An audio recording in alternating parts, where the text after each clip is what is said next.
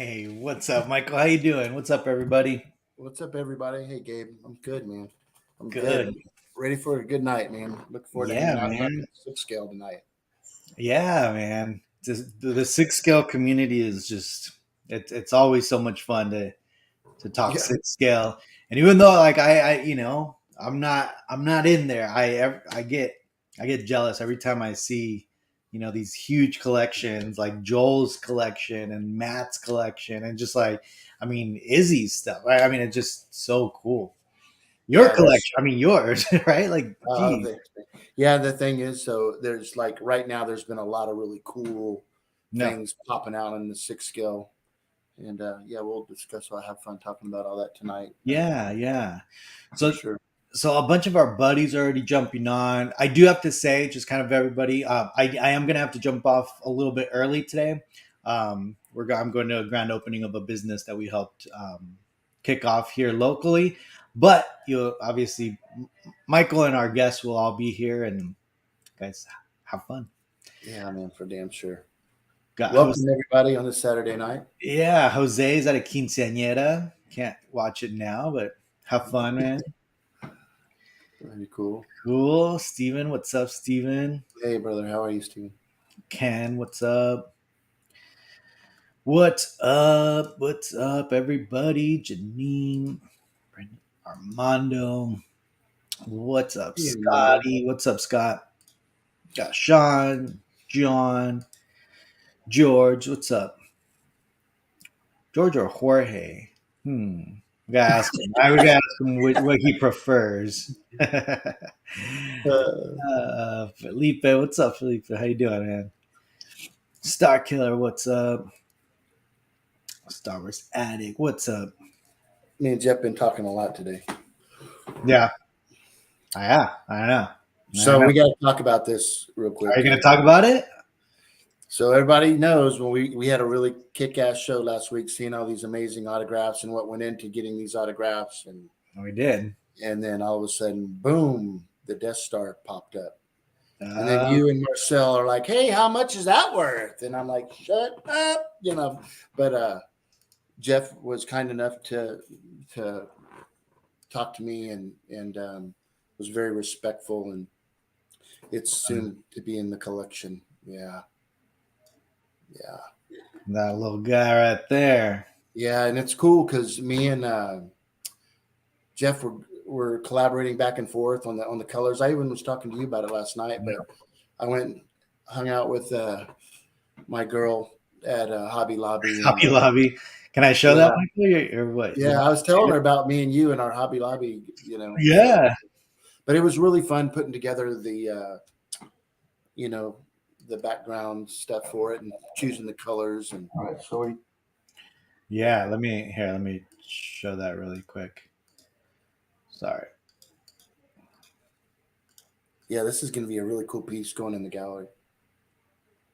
And there's my balls hanging down to the ground. Sorry, guys. Sorry about that. Oh, geez. Yeah, so the top is Steve Golly's signature. He personally did that for me, and it just worked out that it was the Star Destroyer.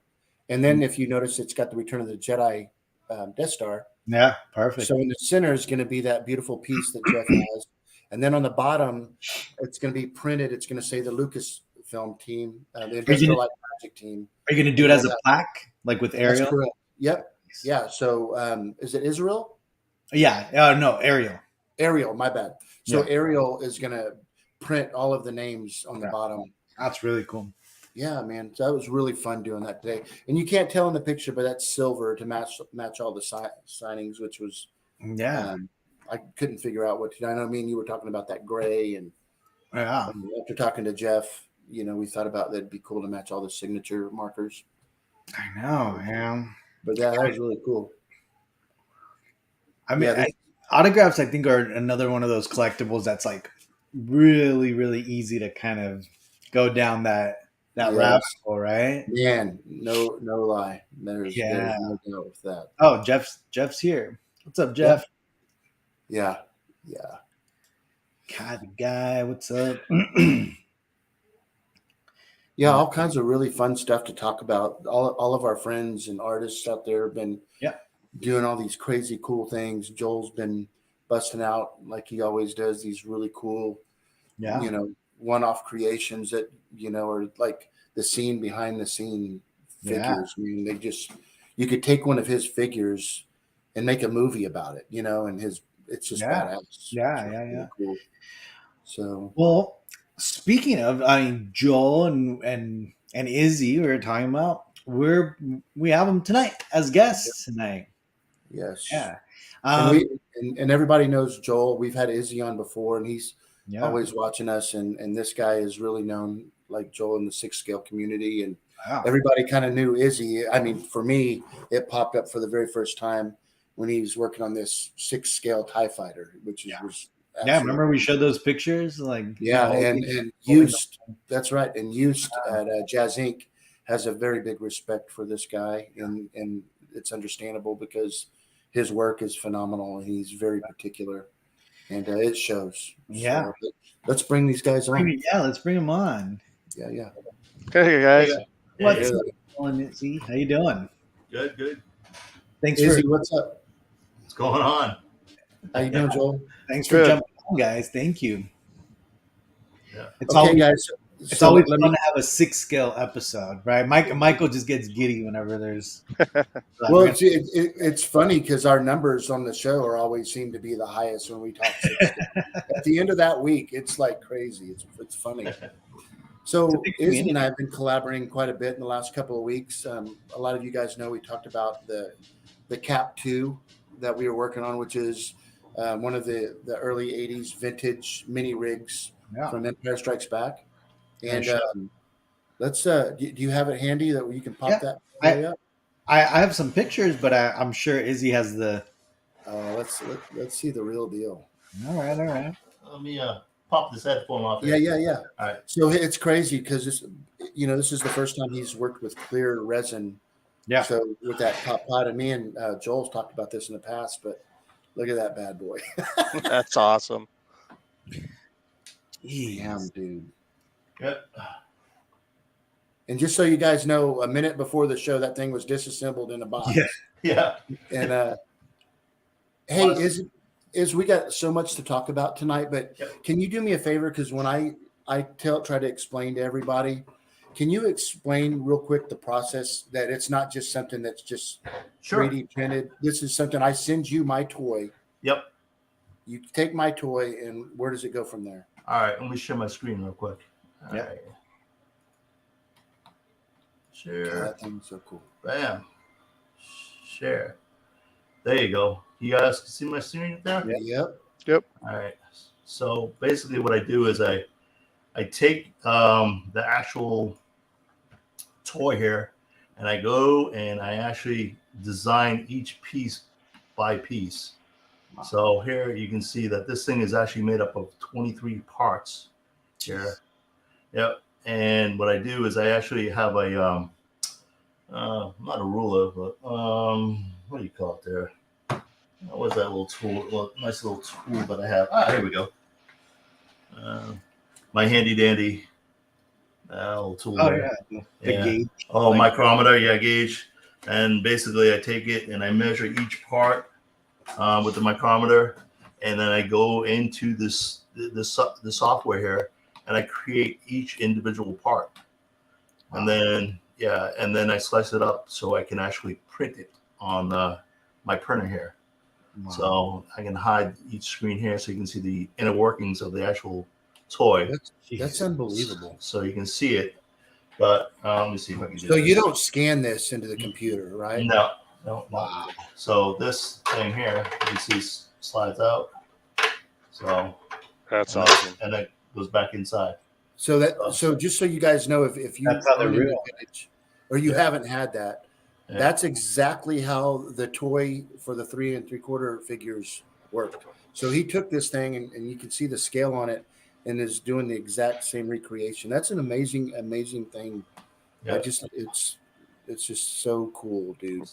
No. What software do you use? SolidWorks? Yep, this is SolidWorks. So you can actually see the inside here. If you could actually break the toy apart, you could actually see that it has the little leg inserts. Let me turn it this way.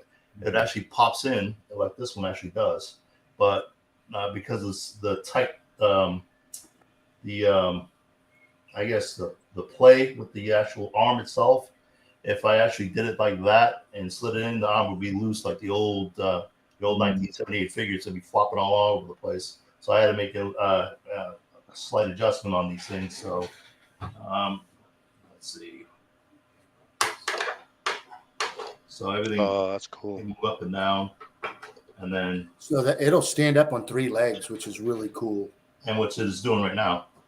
Yeah. So, hey, can you go to just Izzy's screen? Yeah, I'm gonna bring him up. Yeah. Sorry, it's being held together by tape right now. No, that's all right. But yeah, That's crazy. So I get the easy part. So he'll send this thing to me, and I'll do a little bit of sanding, not a lot, because he does this in such a. Is it a low res or a high? high res. A real high res. So it takes longer to print. A real long time. Sanding and, Yep. Right, Joel. Yep. Yeah. And then it's time to paint, which is. the fun And part. Izzy, are these resin? Do you use resin printers or the like the regular? For the big projects like this, I use my FDM printer, which is a raised Filament. raised printer, Wow. and it's got a that by 12 by 12 by 12. But I do have a big resin printer, but it's not as big as this one here. Yeah. So I usually like to use the FDM on something like this. Mhm. But when you start to get the small detailed pieces, I like the resin printer because it captures all those small details. So. And Joel, do you use a resin printer, right, for your stuff or no? Yeah, I have 3 resin and one of those FDMs. No. Yeah. So yeah, let me stop sharing my screen here. But you have the pictures. All right, now I'm just finishing up the dome piece here. That's actually being done in resin. So I actually have. Let me go get those real quick. I'll be right back. I'll share a picture while you're. Yeah. That thing is so badass. Yeah, so he's had the first one that he did came out really, really good, but it was just a hair too small, so he had to reprint it. Yeah. And the second one, it printed with crack lines. Wow, look at that. So let's How'd see. you get that so clear? A lot of sanding and polishing, and then okay. And then this is the one that actually fits, but it didn't come out as good, so I have to reprint it with different resin. So you can actually see the crack on the screen on this one right here. Yeah, it cracked right there. So I was like, all right, I need to reprint it. With, that's no easy task to make that look clear. Oh, yeah, no, lots of sanding, right? Yeah. Yeah, it's his third one, man. I feel it's. But look at that thing right there. That's just unbelievable. Yeah. Yeah. So I mean, if it's the 12-inch figure, I put Joel's Stormtrooper in there, and it fits fine. Oh no, that's yours. Oh, it's mine. I gave that to you. Oh, I thought it was yours. No, I gave it to you. Well, thanks very much, man. I appreciate that. Yeah, that's awesome. Thank you. Yeah, so I do have the Bosk that I planted from the Gentle Giant Bosk. Oh, and that's what you're gonna put in there? I'm gonna put Bosk in there. Oh, nice. Yep. Isn't that cool? Yeah. Yeah, I'm gonna try to recreate. So, yeah, this is just I'm very grateful to Izzy for all his time and that goes into this kind of stuff. And it's just something that's just it blows me away. It's kind of funny because when I sent him this vintage toy and they're not, you can buy them pretty cheap online. They're not expensive, but damn, they're 40-year-old toy. And I'm like, Izzy, how do you know the inner workings of that toy? And he goes, oh, I just take yours apart. And I'm like, wait a minute, you take my toy and you break it? He goes, yeah, it just comes right apart. I'm like, holy shit. I would not want to be seeing him taking that toy. Yeah, the arms pop off very easily. The legs pop off. The gun popped out. The canopy popped off, which actually gave me a better view of the whole thing. Then it popped right back in. No harm. Hey, but when I get it back and shake it, it's just gonna be like. Yeah. What'd you do to my toy? Yeah, exactly. Yeah, I can't wait to finish it and show it on the show, Izzy. But yeah, thank you for that. So you guys are what? 2 down? This is the third? 2 down, and he's got a third one en route to him. Okay. Okay. Yeah. So how many are there? Well, there's vintage. On the mini rigs, it's you got to be. It just depends because some of them are like a tool set up for the Falcon or whatever. But there's 3 of the like the snow ones, for sure. So those are next. He's did one of those, but so Joel has a badass custom. The your track little- one. Yeah. So that's the one that is going to be doing next. Ooh, I might want one of them. Yeah, it's badass shit. Yeah. That's hilarious. Brad says some assembly required when you Yeah, exactly. I just don't want to see. So Joel, I've been seeing your stuff popping up on Instagram, all these custom like always. How you been, man? What's been going on in your world? I've been great, man. I just Yeah, good. I've been working on for my FDM printer. I'm doing Rancors or a Rancor. I did a couple dewbacks. I've been doing these. Look at These that. troopers. There's the Rancor. So are those dewbacks? Are you doing them for yourself, or are you doing them for somebody? So I did one and it came out a little small. I gave that to Jens, and then I did another one, and someone snagged it up right away. Yeah, because actually the sideshow dewback is very difficult to get. Yeah. I sold it to him fairly reasonable because I don't know. It was not something I was going to keep. But the EOPs, I've been doing the EOPs, and those are pretty awesome. What is that? That's the creature that is on Obi-Wan, and it's on episode 1. Yeah. Oh yeah. Like the little camel looking dudes. Yeah. So Obi-Wan's sitting on this one. Oh yeah, that's badass. So yeah. I'm gonna do a Panda dragon here pretty quick too. That is the animated pink dragon that Boba Fett rides in the cartoon. Oh wow! Oh, nice. That's That's gonna be awesome. Figure. They have What's that figure. They have that figure, right? Hot Toys. No. Well, they have the animated Fett. Yeah. Yeah, that's what I mean. The animated Fett. That's what I meant. Yeah. That's so cool. And man, it's been a crazy week this week for releases, right? Yeah. I mean, I think since we have 2 experts here, I mean, let's pull some of these up, and I want to get your guys' opinions on. And I can't wait to talk to you guys about. You're like, yeah. I mean, yeah, maybe. So I'm just pulling up the coming soon, just because I don't. Yeah. We have to search. So it looks like the life size, but here you go. Okay, Hot Toys 6 scale. Okay, let's start with this one. What do you guys think? Just a read. I think they've done enough of Darth Vader. Yeah. It's really. Yeah. What I mean, is it it's the Kenobi Vader, right? Oh, is that what it is? Yeah. Yeah. So probably just the helmet's a little different, right? Yeah, there's some subtle differences on all those, and I'm not going to spend $300 for that. What about I could have sworn that they already came out with this one. What's now the Paz? I guess not. Yeah, I haven't even seen that one yet. So yes, they did. The only thing that I really saw, I saw this at Celebration, and the only thing I saw that was different was that shield. Yeah. Wow. So just a re-release of that one. Yeah, pretty well. Yeah. Wow, that's pretty cool. I haven't seen that. And then the one thing about these Hot Toys is that it's money in the bank, dude. These things do not depreciate. No. I've never seen even the non-popular ones go down in price. Have you? Joel? Especially when they sell out. Yeah. Yeah. Some of the Imperial figures are hard to find. Yeah.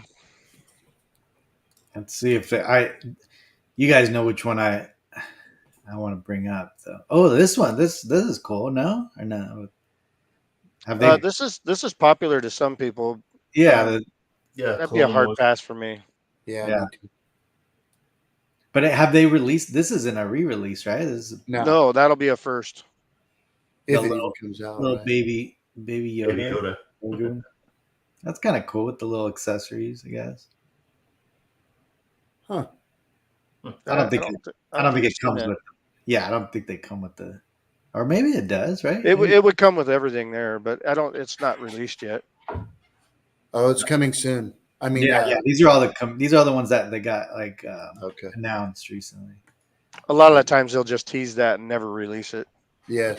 Yeah. You mean like that Naboo fighter? Yeah, you'll never see that. Yeah. What is this guy? I don't even know who he is. So he was in one of the first episodes of season 2. A Mandalorian, yeah. Remember, he's the blonde guy that has Boba Fett's armor. Yeah. Oh, The okay. sheriff. Or whatever. Yeah. Yeah. Oh, yeah. Although I get like a Joel vibe from like from the costumes. Like, yeah, I like to do like the. I made that figure and I sold it a long time ago when it was first aired. Did you? Why am I not surprised? No, what I want to know is how do you? It's like you create all this stuff. It's like I used to think you just kit bashed 6 scale figures, which I'm sure you do that quite a bit. I do, but actually seeing them go to the new releases. This is I love it. Yeah, you'll never see that. Nope. So this one they had already teased it before, right? Or is this a long time? This is from a couple SDCCs a couple times ago. Yeah, it says 2019 right there. Yeah. Oh yeah. Yeah, I remember seeing it at that Comic-Con. That the TIE Fighter too, right? They had it at that Comic-Con, no, that was 2016, I think. Okay, Gabe. So when you go, and the Hot Toys guys will be at Comic-Con, I need you to find out who's in charge, unless it's going to be Sideshow, and just find out. We want to know what the hell's up with coming out with vehicles, which we're going to talk about that Mando ship here in a second. What's what is? It's not even on here. I don't even know. No, yeah, not yet. But go to the. It'll be in the new releases probably. Yeah, go to new releases, Gabe. Like this week has been crazy new releases. Where? Go to what's new. Yeah. You'll have to go back to the main. Yeah. What's new? Click on that. What's new? Unless you hit shop Star Wars. But yeah, so scroll down. That Yoda's awesome. Yeah. Legendary. Yeah, I love Legendary guys, but I don't know. Well, that's where I was in the. They're going to do another Ahsoka Tano. That's kind of cool. Yeah, they're going to do the animated series one, right? That's funny. I got to be real careful about that though, because them two that they came out with, the Obi-Wan and Anakin, they look like garbage. Yeah. Did they really? Yeah, yeah, it's all over that people aren't satisfied. This one looks like one of those. I don't know, because I have 3 daughters, so those little Bratz dolls. Oh yeah. Right, like they're exaggerated, like lips. That's what it looks like. It's like a Bratz doll. Man, people love that chick right there. Man, I can't believe that. She's a cool character, Mike. I mean, that's the thing. I mean, I don't know anybody who doesn't really like her. All right, where should I go? Keep going. Go down to the next page or latest releases probably. Let's see. There you go. It's a lot. You could probably go down off to the left there, and you'll see a Hot Toys or 6 scale maybe. Just or Star Wars, yeah, that'll work. Let me see. Yeah. So see Obi-Wan on the top right. Go back up, Gabe. Top right. There you go. Click. Keep going over. Yep. Oh, you want to see Obi-Wan? Yeah. So that one's pretty cool. Yeah. I saw everyone's complaining about the head sculpt, but oops, sorry. I think he looks pretty good. Yeah. I may not get that one. No. I don't know. For $300, I can make it cheaper just by the sculpt. You're great, dude. Yeah, that doesn't even look like him right there. Looks like there. Matt Damon. Yeah, it kind of did, right? Like,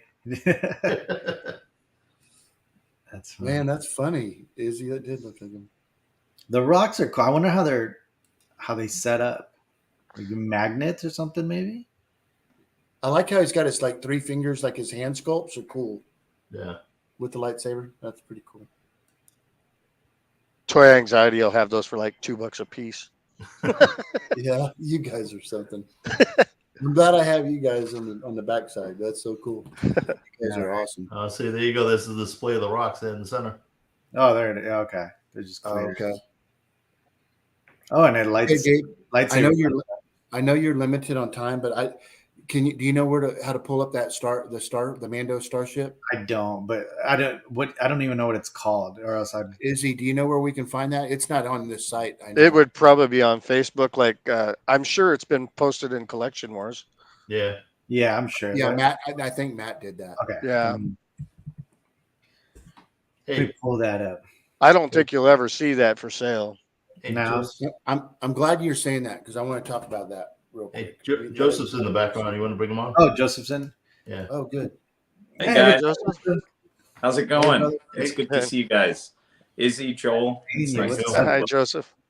How's it Good to see you, going? bro. Good. Thanks for jumping on, man. Yeah, of course. It's nice to be here. It's good to see you again, Joel. It's the Yeah. last time I think we saw each other. Obviously, was celebration. So yeah. nice to meet you in person there and meet your Yes. wife. Yeah. So Izzy, we have yet to get together. I know. Everybody's so far away. I don't have the video, but Matt did post some pictures that were shared. Yeah. Yeah, there it is. So I just heard you guys talking about it. Yeah, that'll never happen. I agree. It'll never. Okay. It's 6 feet long. Yeah. So if they did it as a 1/12 scale, like they did the bat, from The Dark Knight Rises, Yeah. then it would be 3 feet long and it would be perfect, but not at 6 scale. When you think it's 6, I mean, I just in this scale right here, it looks like it'd be smaller. No, I mean, Well, they posted a picture, Hot Toys, when they did their video reveal of it. yeah. They show one picture with the dimensions, and the dimensions are 180 centimeters long. And that comes up to about 71 inches, which is 6 feet. So, and the width is 120 centimeters. So that's 1/6 scale. Yeah. We're gonna have to talk to Eust. I was getting Yeah. ready to say if he doesn't do it, I know somebody who probably will. If Yeah. they don't Yeah. do it. And Well, I would get that. there's- So I don't know if you guys know Alain Rivard. He's a model maker, designer. Anyway, he put out a set of 3D files. Mm. So you can actually buy the files and then print out the parts, and it's all parsed out. So it's basically a model kit. Yeah. You can print All out the the parts engines and on build this the thing model. turn. You remember, Joel? I mean, Joseph? Have you Yeah, seen the them? motor, the fans in the engines spin. Yeah. So they're that's motorized. Can you imagine what that would cost if they came out with that thing? Well, at that size and with the motors and everything, I would say, I mean, of course, Hot Toys, they have economy of scale, right? So it'd probably be around 1,500 or so. I mean, at that size and Look at the cable. Look at those cables. They would have to figure something. I mean, I know this is probably just a prototype, but Yeah. you'd see the How to cable. piece it together? 1,500 Yeah. would be a good price. I think it would be more Yeah. than that. I Yeah. do too. I do too, Joel. Yeah, it's crazy, that thing. I'd buy it at 15. Yeah, I Matt, would too. I Well, was, I mean, the I was DeLorean talking was to Matt. He goes, if they come- $800. So I mean, right? I mean, what's that? the DeLorean was $800. So Yeah. it wouldn't So be far off. 1,500, 1,600, right? Right. Yeah, that's crazy. Well, I'll tell you, when that ship debuted on Book of Boba Fett, Mhm. my wife is not keen on me buying anything more, obviously. But when that ship debuted, that was the first thing she turned to me and said. She goes, "If you have the opportunity to get that, you should get it." Oh, wow. Yep. Green light, She green doesn't say light. that. She doesn't say that about a lot of stuff, so I got to take advantage when I You get definitely to it. did. Yeah. That's a Yeah. cool one. Well, yeah, I mean, we'll be at. I'm going to see Joseph next Thursday at Comic Con. I'll be there on Wednesday though, so I'll be there kind of for the preview night. So I'm gonna do a lot of videos and post them on that Wednesday. So if you guys want to keep your, I mean, Joseph, unless you're gonna be there, don't look at them. It'll be a spoiler, Joseph. I know. Don't worry. I get in on Wednesday around 1:00, but I don't have tickets to You don't have preview or anything, so I won't be there. Yeah, I'll be inside on Wednesday. I gotta pick up some little things and Yeah, um but I'm excited to see all the stuff they have on display there. But I don't think almost none of those pieces they'll actually ever produce. So, I mean, every year at San Diego Comic Con they tease those vehicles. Yeah. And every year they, I mean, In fact, think about it. In recent memory, there was Anakin's Starfighter, never got made. There was the 1/6 scale TIE Fighter, never got made. There was the Falcon cockpit, never got made. They teased. I got those. What are you talking about? They got made.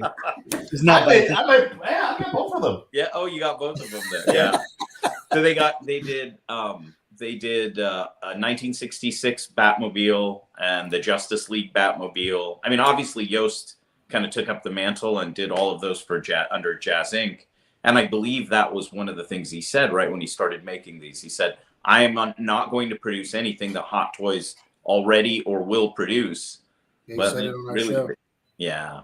However, I did talk to the Hot Toys rep there at San Diego Comic-Con in 2019. And she told me explicitly, she said, yeah, we're getting out of the vehicle business. She said, because essentially when you're producing things that large, you've got a very limited market. So in the Asian countries, you know, they don't have a whole lot of space. Yeah. Most of their living space is pretty small. So they don't have space for those large pieces. And most of their market is going to be here in the United States. So the problem is when you've got large, complicated things like that, there's a lot of potential for things to go wrong.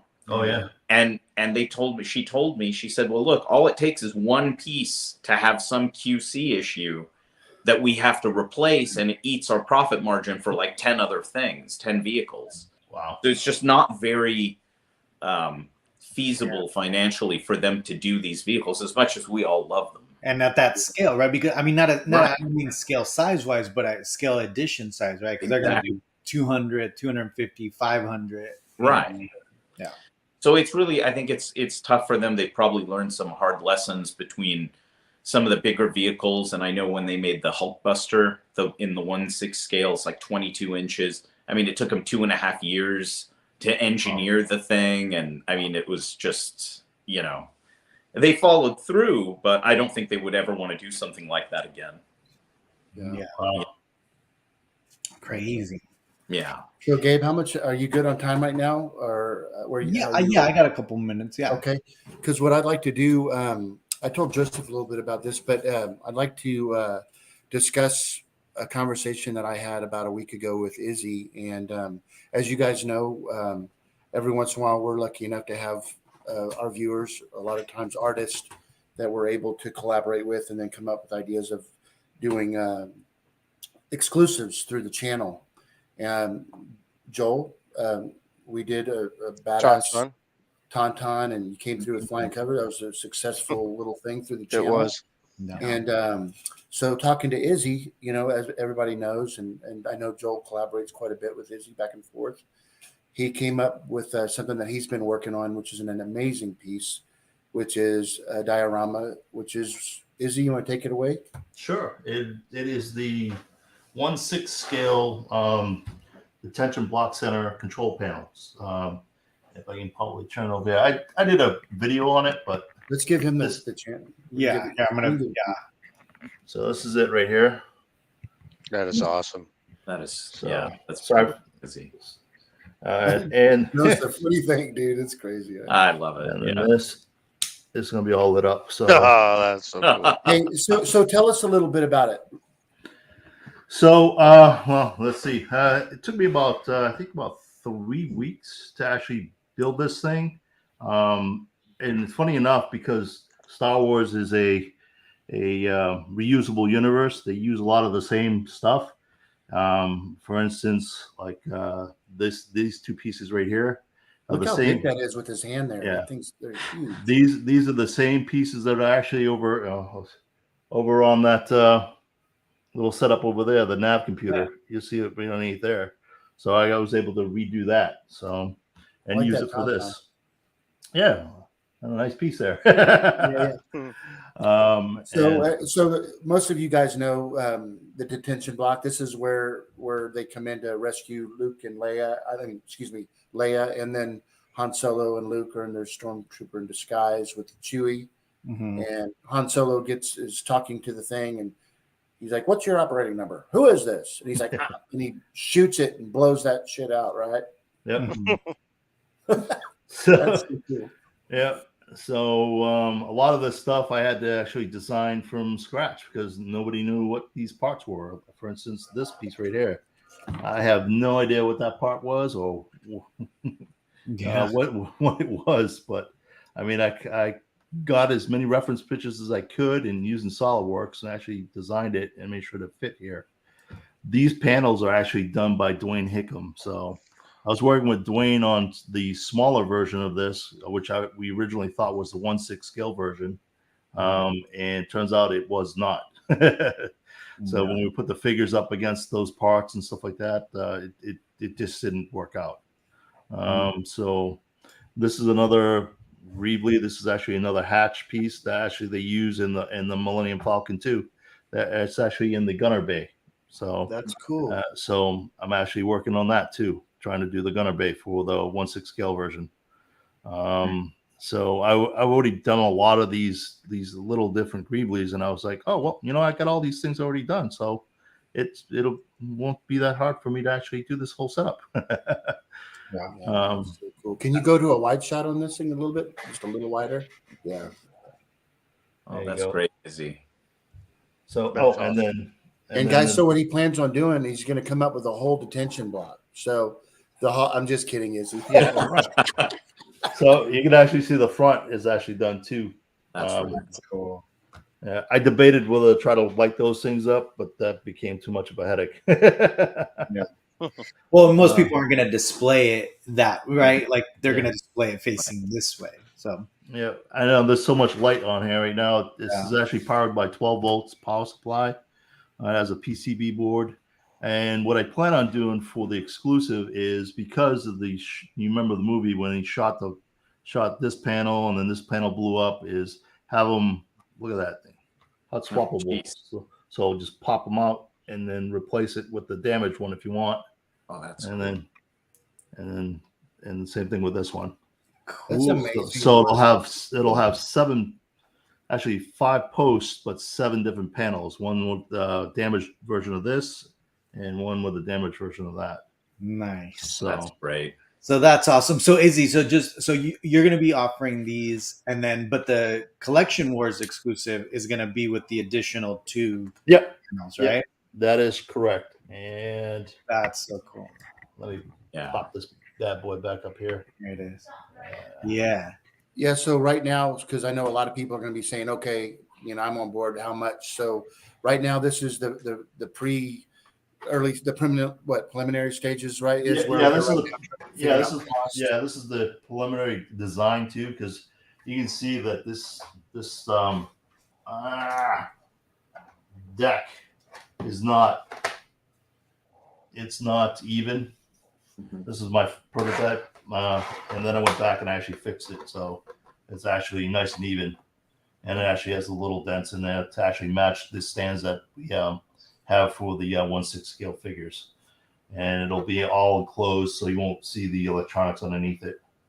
So it'll have this thing will have magnets underneath it, so you can open it up if you need to, and the power supply will come through here, just like this one is right here, and you can just pop it in, pop it out.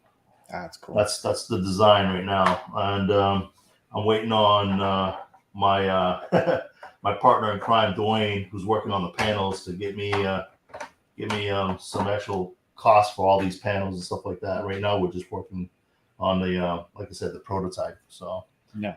Well, Izzy, I can tell you if my wife saw that right now, she would say, if you have the opportunity to get that, you should get it. Yeah. She made a mistake. You're green lighting everything. Yeah. So as an exclusive, I just plan on making 15 of these because it's just myself just doing them. That's a lot of work. It's going to take a lot of work for me to sand these things down and actually get them nice and ready for everybody. I'm sorry to cut you off. So what are you thinking about? Maybe a few weeks that you'll have an idea on price. I'm hoping to have an idea in a couple of weeks here, because like I said, the other person I'm working with is Dwayne. He's out in California, so there's a little bit of a time difference between us, and we've been shooting texts and emails back and forth. So he's working on. I guess he works at a plaque. It was a sign place where they actually did these these plaques, these panels. They're actually acrylic panels with vinyl on top of them. And then you can see this is like, when I say prototype, you can see like, look, this is all messy. But it should be when we get it, it should be very clean like this on both sides. So it won't look like somebody just slapped it together. Man, that's fantastic. It's a really, really cool piece. Yeah, your work is incredible, Izzy. Thank you. It really is. It's very, I mean, it's very clean and neat, and there's such an attention to detail. Yeah. You know. Yeah. What I think is really cool in regards to Izzy and Joel, when it comes to a lot of these customs, you guys are very realistic in price point when it comes to, you know, the viewers, the people that are in the groups, because I mean, this stuff isn't cheap to make, and I know you guys aren't knocking it out of the park for sure when you're doing them, and just the attention to detail is just, it shows me. So like, yeah. So when we're talking about the details and stuff like that, all these details, these will all be resin. So they'll all be resin printed. But this piece right here, because it's a bigger piece, will not be resin. No. Because when you start printing big pieces like that in resin, they'll tend to warp, you know, on the. FDM is more sturdy too. So yeah. Nice. Are you how do you, well, maybe this is a discussion should be for off the air. I was going to say, how do you usually prime and sand those? Do you use a filler primer to get rid of all the print lines? Yeah, well, usually, like I said, in most of my prints, because they do take longer, I usually do it at a high resolution. Oh, okay. So it's instead of doing it at, I think you probably see a lot of people when they print stuff out, they print it out at 0.2 layer height. I usually go to 0.1. Okay. So, and it takes a lot longer. It'll add like, to give you an idea of how many hours it would take to print these things. Each one of these, just because this is a 2-piece, the top piece is like 6.5 hours just to print that piece. This section right here, and then it's 5 hours for this. If you wanted to print it fast, a lot of lines and stuff like that, it'll take you about 4 hours to print them. So you're adding a couple hours on each piece. So I wish the stuff I made was that only 6 hours. Right, but I mean, but you're saving. That's each individual piece, not all of them. Right. So, but you're saving time on the back end, right? Because if you printed it at a low resolution, I mean, you've got a lot to fill and try and finish the piece. Well, I know Kai, the guy, he's asked this multiple times, and I guess it's kind of along the lines, right? Yeah. I mean, assuming that piece, which is small, you know, takes 6 hours. I mean, something full life size, you know, prop replica would probably take days, right? I mean, I wouldn't try. Actually, to tell you the truth, I worked with I don't know, some of you may know him. His name is Greg Dietrich over in the RPF forum. He actually works on he actually did the 1-to-1 Millennium Falcon's cockpit, right? Oh, okay. When you actually can walk in and stuff like that. No. I actually designed and printed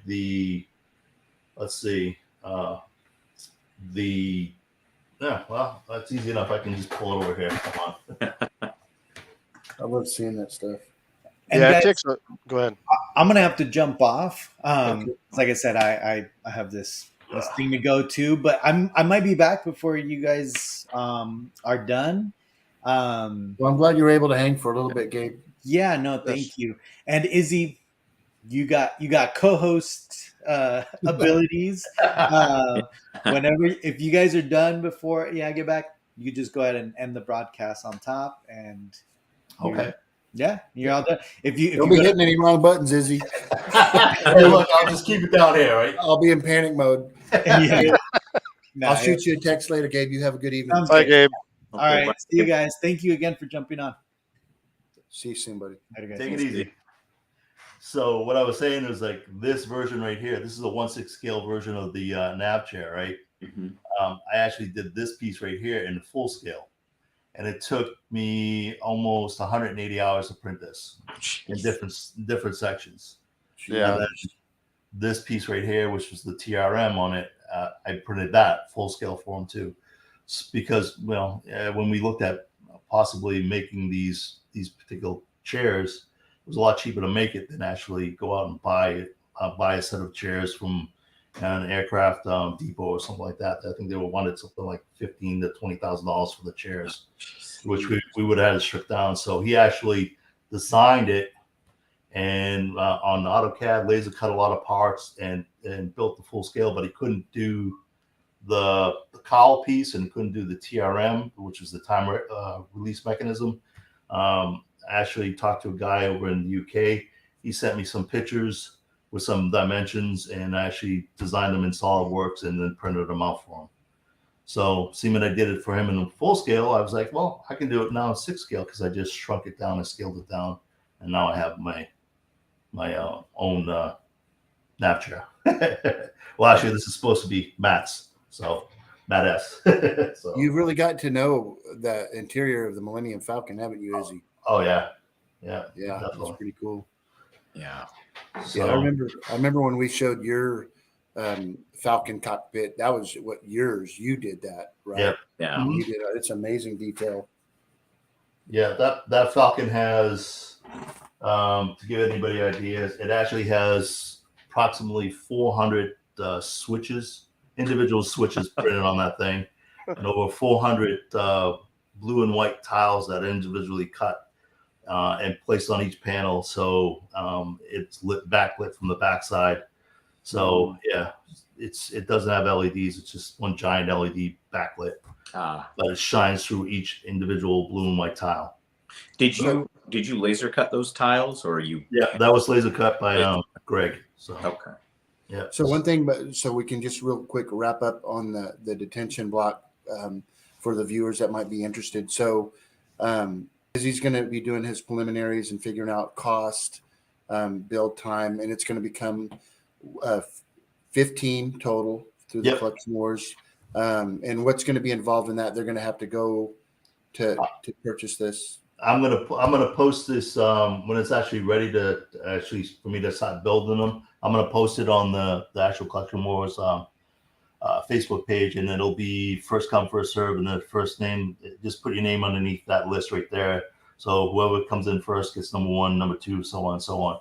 And I know I'm not gonna call you and say, hey, I'm gonna post it today. So I just give everybody a fair shot. We're gonna make sure everybody will know the date when that's gonna happen. That way, if for some reason you're not on the group and you don't watch, like even me, I'm never on that thing when I should be, and I miss out on things sometimes. But want to make sure everybody knows and gets a fair shot at it. And it's an honor to have you offer something like this through the show. Well, I appreciate it, and I appreciate that. It's always so cool you guys doing this stuff. So, but thank you for that, and we'll keep everybody in the loop with what's going on with that. I actually tried to get Jens on to hang out with us tonight, but I know he was in a deep coma sleep because he never. So I have a question for Joseph. Yeah. In regards to the Jazz Inc. Snow Speeder, you have one on order, correct? I'm sorry. Yeah, I do. Okay. Have you decided now, knowing that you have the option of Luke version or the orange version? You know, it's a really difficult decision because so the Luke version, obviously, to me, I mean, this is my opinion. Of course. That's why I'm asking. To me, the Luke version is visually less interesting because the orange stripes on the Wedge version really stand out. It pops. It provides some contrast to that gray, and so I really like the look of it. However, you're getting this as a 1/6 scale vehicle or accessory to the Luke 1/6 scale pilot helmet. So if you care anything about accuracy, right, to the movie, you're going to want to get the Luke one. Now, here's what I think he should have done. Now, I don't know if there's any other differences between Luke's and Wedge's other than the color of the stripes. I think that's it. But if it's only that, I think that for maybe a little bit more money, he could have given you the option to purchase, have the strips as magnetically interchangeable accessories. So you could pop in the gray strips, or you could put the orange ones on top of it, and then you could make either vehicle. If I had that opportunity, I would pay the extra for the extra set of panels, just like kind of how he did with his the Batman v Superman Justice, mobile, the Batmobile. And then he provided an additional set of parts, so then you could swap out all these things to make it the Batmobile from the Justice League version instead of from Batman v Superman. To do something like that, I thought would have been a great idea, and it would probably, I bet you anything that if he did something like that, almost everyone would purchase the accessory. I would. Yeah. So that being said, I thought about it a lot today. I actually was thinking about it a lot today because I need to email him, right, and let him know. Yeah. But I think I may stick with the Luke version because I want to put the pilot in it, and because I have the Master Replicas one, and I believe the Master Replicas one has the orange. I may be wrong, but no, the Master Replicas is orange in it. Well, yeah, it's downstairs. I can't. You got me wondering on that. So, and then NYC is also doing a snowspeeder model, and they're doing the orange stripes too. So I think Jazz Inc. is going to be the only one with the gray version. And look, even if he doesn't offer that, I may at some point just cut up some super thin styrene, paint some orange on it, and maybe use some double-sided tape and stick it on there if I want to do the change, right? I think the Master Replicas I can't remember now. You think is it the Luke version? I can't. I have it right downstairs. It usually is right over here, but I didn't. Actually, Izzy, are you on your computer? Yeah, I'm on my computer right now. Can you just check? I'm getting very confused now because I haven't seen it in a while, and I just went to Wonderfest and George just said it's the Luke version. Oh, it is the Luke version. Yeah, so I changed mine to the orange. That's why. Yeah, that's why I'm confused. You mean the Master Replica one? Yeah. Yeah, it was always gray. Yeah, it was the gray one. Yeah. Okay, so then, I don't know. I haven't made my decision yet. So I messed up. So first off, Joel and Izzy and me are very lucky to be in that group with Philip. Oh, Phil. Yeah, has done to build these 1,000+ piece. Yeah, exactly. Yeah, look right on top of it. Yeah, exactly. Use it as a hat. And it's so crazy seeing it in y'all's place because nobody realizes how big that bitch is. That some bitch is huge. It's right next to like the cockpit, the Falcon cockpit back there. So what I did, Joseph, you guys all got the orange one. Yeah, but Joseph, so he's done 31 of them, and I got number 31, and that out of 31, mine is his first Luke version. So I guess my opinion is not, it's not isolated, right? Everyone likes the orange version because on a gray, that really does makes it visually interesting. So I may still change it and get the orange stripe version. Even look, Felipe is right there. Hey, brother, what's up, Felipe? Yeah, that's awesome. Yeah, I love that damn piece. But hey, respectfully to Jazz Inc., I'm impressed with what they've done, for a mass quantity of snow speeders, Yeah. So I did go ahead and get one, Joseph. I've got one of those. I got it's funny because I said to Luke, but obviously I'm getting the orange one. That's the only reason.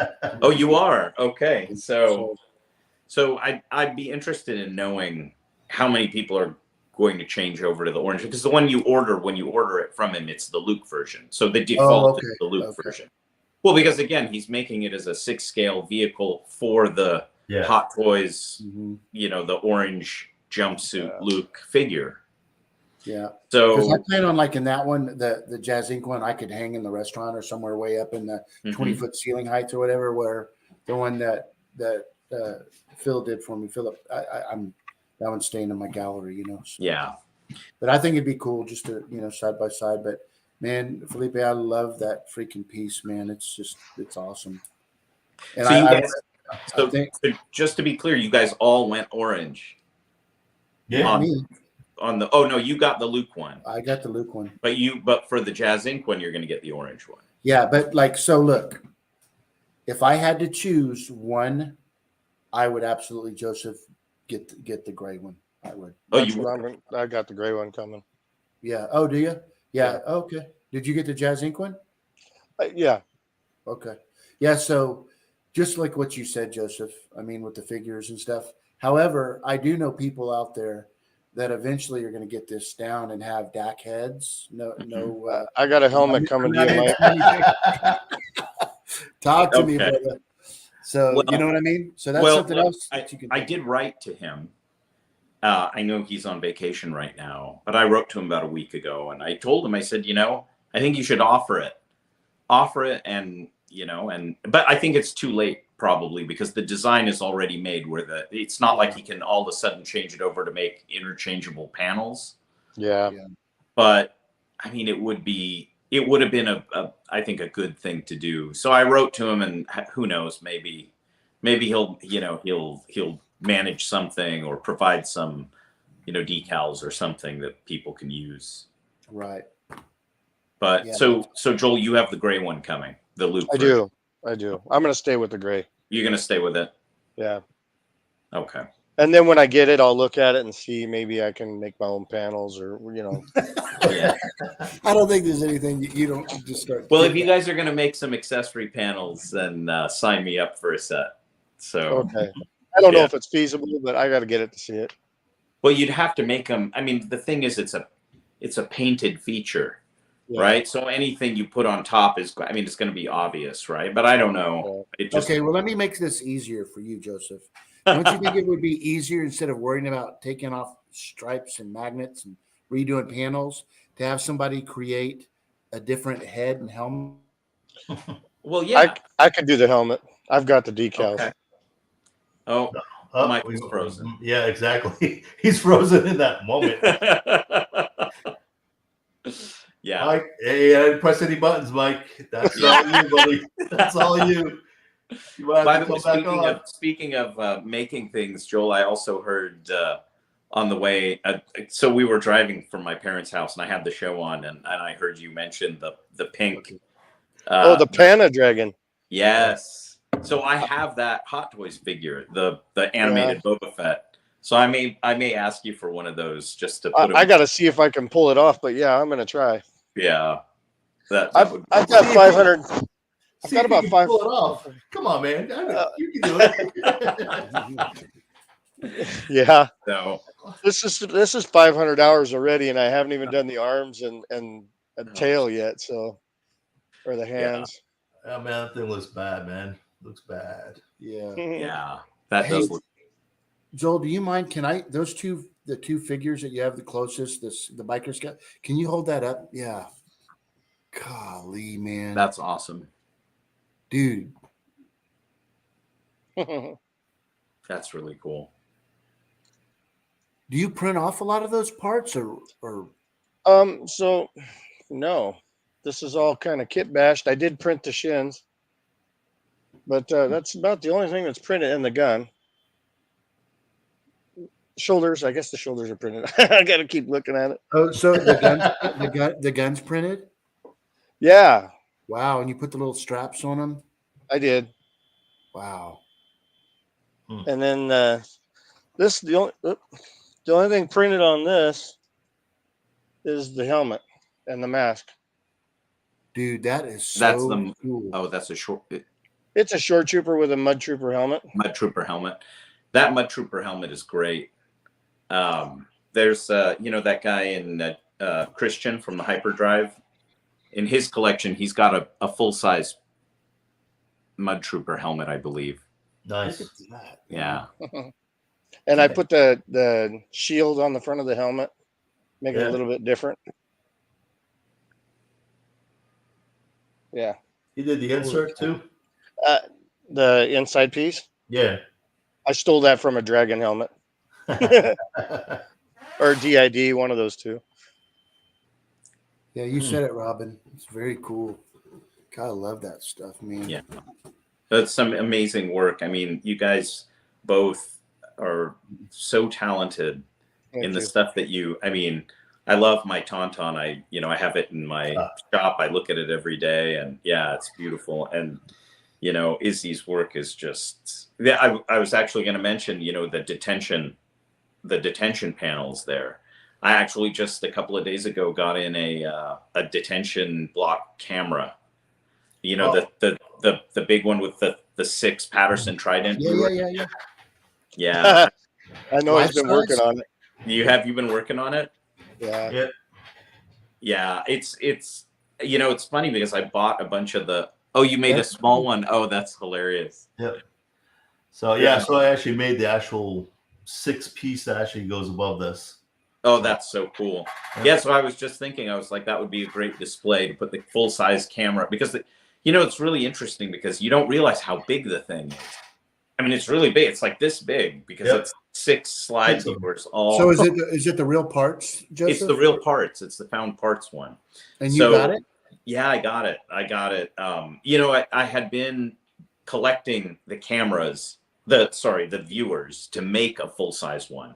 Wow. And I got all the viewers and I was ready to put it together. And then the guy in France who makes the kit with all the metal parts and the panel, you know, he was actually selling one on the RPF, a full size one. Oh. And so I bought it because it was already assembled and everything. And then it got to me and one of the cameras is destroyed. One of the viewers is destroyed because it got damaged in shipping.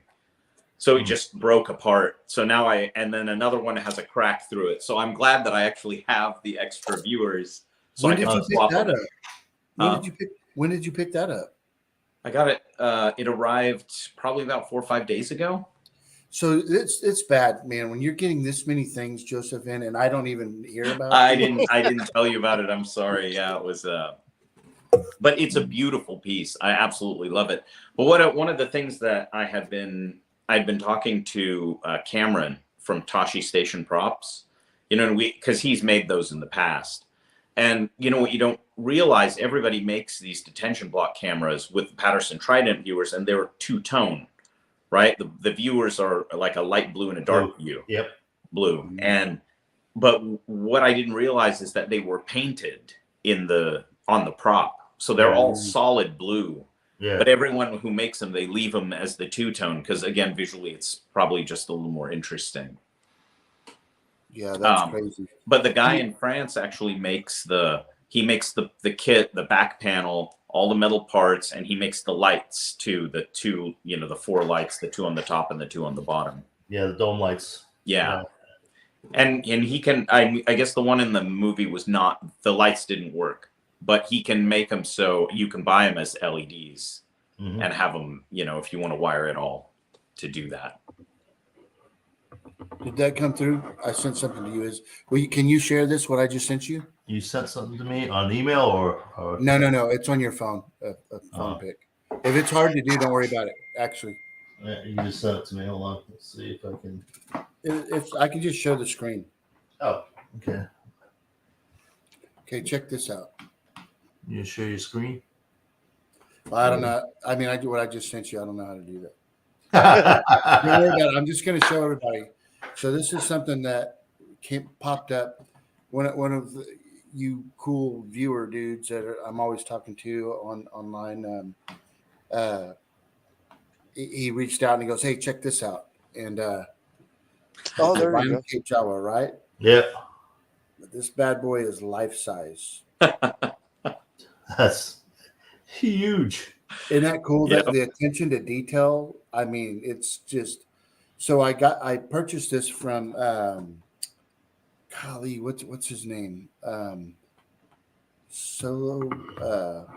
He does a lot of recreations of the vintage stuff, and he does amazing work. I believe he's in the UK, but this I think is the second one he's done. He's got one in his collection, but I thought it'd go really good with the Gentle Giant Jumbo R2 that I have figure, as well as the Stormtrooper. And now I'm wanting to get the Darth Vader one that's always for sale, and now I can't find it anywhere. But isn't that a cool piece? I love that piece. That's really, really cool. That's it's interesting to see those vintage pieces that they, you know, that they make. I want to know how he did the cape. The cape. Yeah. That vinyl cape. You have the R2, right? I do. The Kenner, the life size, but it's a Kenner R2. Yeah. That'll look cool standing by that. I know they found the vinyl cape material at a warehouse find not too long ago, so maybe that's what he's using. Huh. Really? I can't remember who had those. They were selling some reproductions, and it's the actual vinyl cape from the little ones. It was like a warehouse find. So have you heard about this life-size one, Joel? No, I haven't. Yeah. So a lot of people don't know. Are you familiar with the vinyl cape? It's got those real small little lines. It's easy to tell a fake from a real one. Yeah, and this was a warehouse find of the actual stuff. So I don't. My brother, I think, ordered one. I'll have to talk to him about it. Wow, that's crazy. Yeah. That's crazy. So oh, that's wonderful. Yeah, that'll make for a great display with your R2. Yeah, I think that'll be really cool. It's not something that that was in the cards to purchase. Yeah. So it's just like I always have these talks. Joseph and I out off the air. We have these like little get-togethers on the phone. These what do you call it? What's the word, Joseph? About how we're done. We're not going to be doing. Oh this. yeah. It's our Collectors Anonymous meeting. Talk about our addiction and how it's. No, I told him today. I said, if we told anybody, like outside of, obviously, if you tell anybody outside of the community, right, especially with the studio models and how much they, how much work and effort and the time that it takes to follow through on a project like that, and then the cost. If you told anybody, they would think you're insane. Yeah, it's crazy. But hey, it maintains its value. It's good. It's how much is that piece worth? It's worth as much as you're willing to pay, I guess. Right. Yeah. That's crazy. But a lot of people don't understand the amount of work and stuff that goes into a custom. Exactly. Yeah, that's exactly right. That's the thing. And I can tell you, and I would say for Izzy, for Joel, I mean, I know on the studio scale, and so does Joseph, when we talk to these guys, what is he saying? Yeah, exactly. Oh, come on. So, but on a serious note, there's not a studio scale guy. Eaton might make his money. But I don't know really a studio scale modeler that says they actually profit on these models. Even like that beautiful ship that you got, that Star Trek ship. Which one's that one that he made? Oh, that was Bill Krause, but that's not it's not one from the show. He created that. It's a concept piece. So even the amount of money that you initially paid for that thing, the hours that goes into building something like that.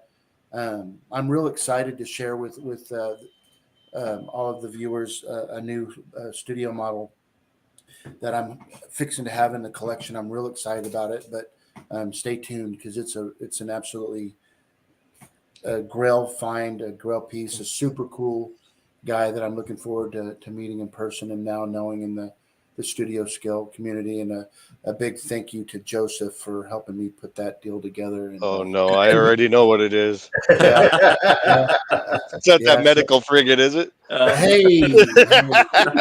So anyways, by the way, Joseph, my wife wants to thank you. Oh geez. Yeah, that was the only way that I could save my own money, was to sacrifice Michael.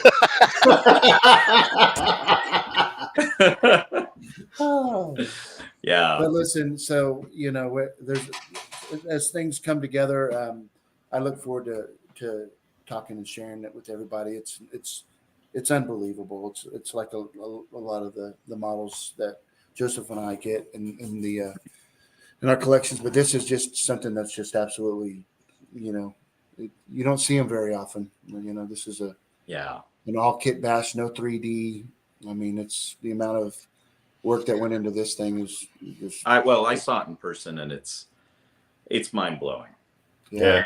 And the gentleman, I was with the gentleman who worked on the original for the film, Bill George. Yeah, and he looked at it and he was like, "Yeah, that's just like the one I made."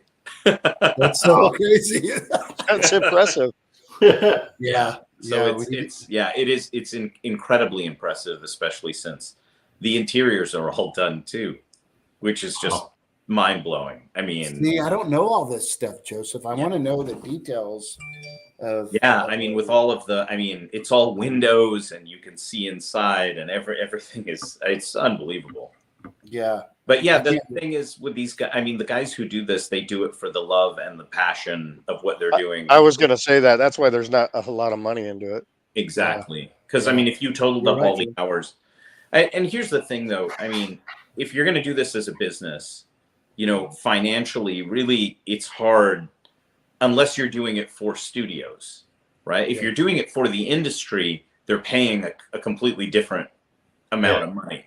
But if you're doing it for collectors, I mean, there's only so much a collector, and first of all, there's only so much they have in a budget, and only so much that you know that someone is willing to pay, because it's like in the end, this is a piece that you're putting in your house to look at. I mean, it's not a car or a refrigerator or something that you're going to use.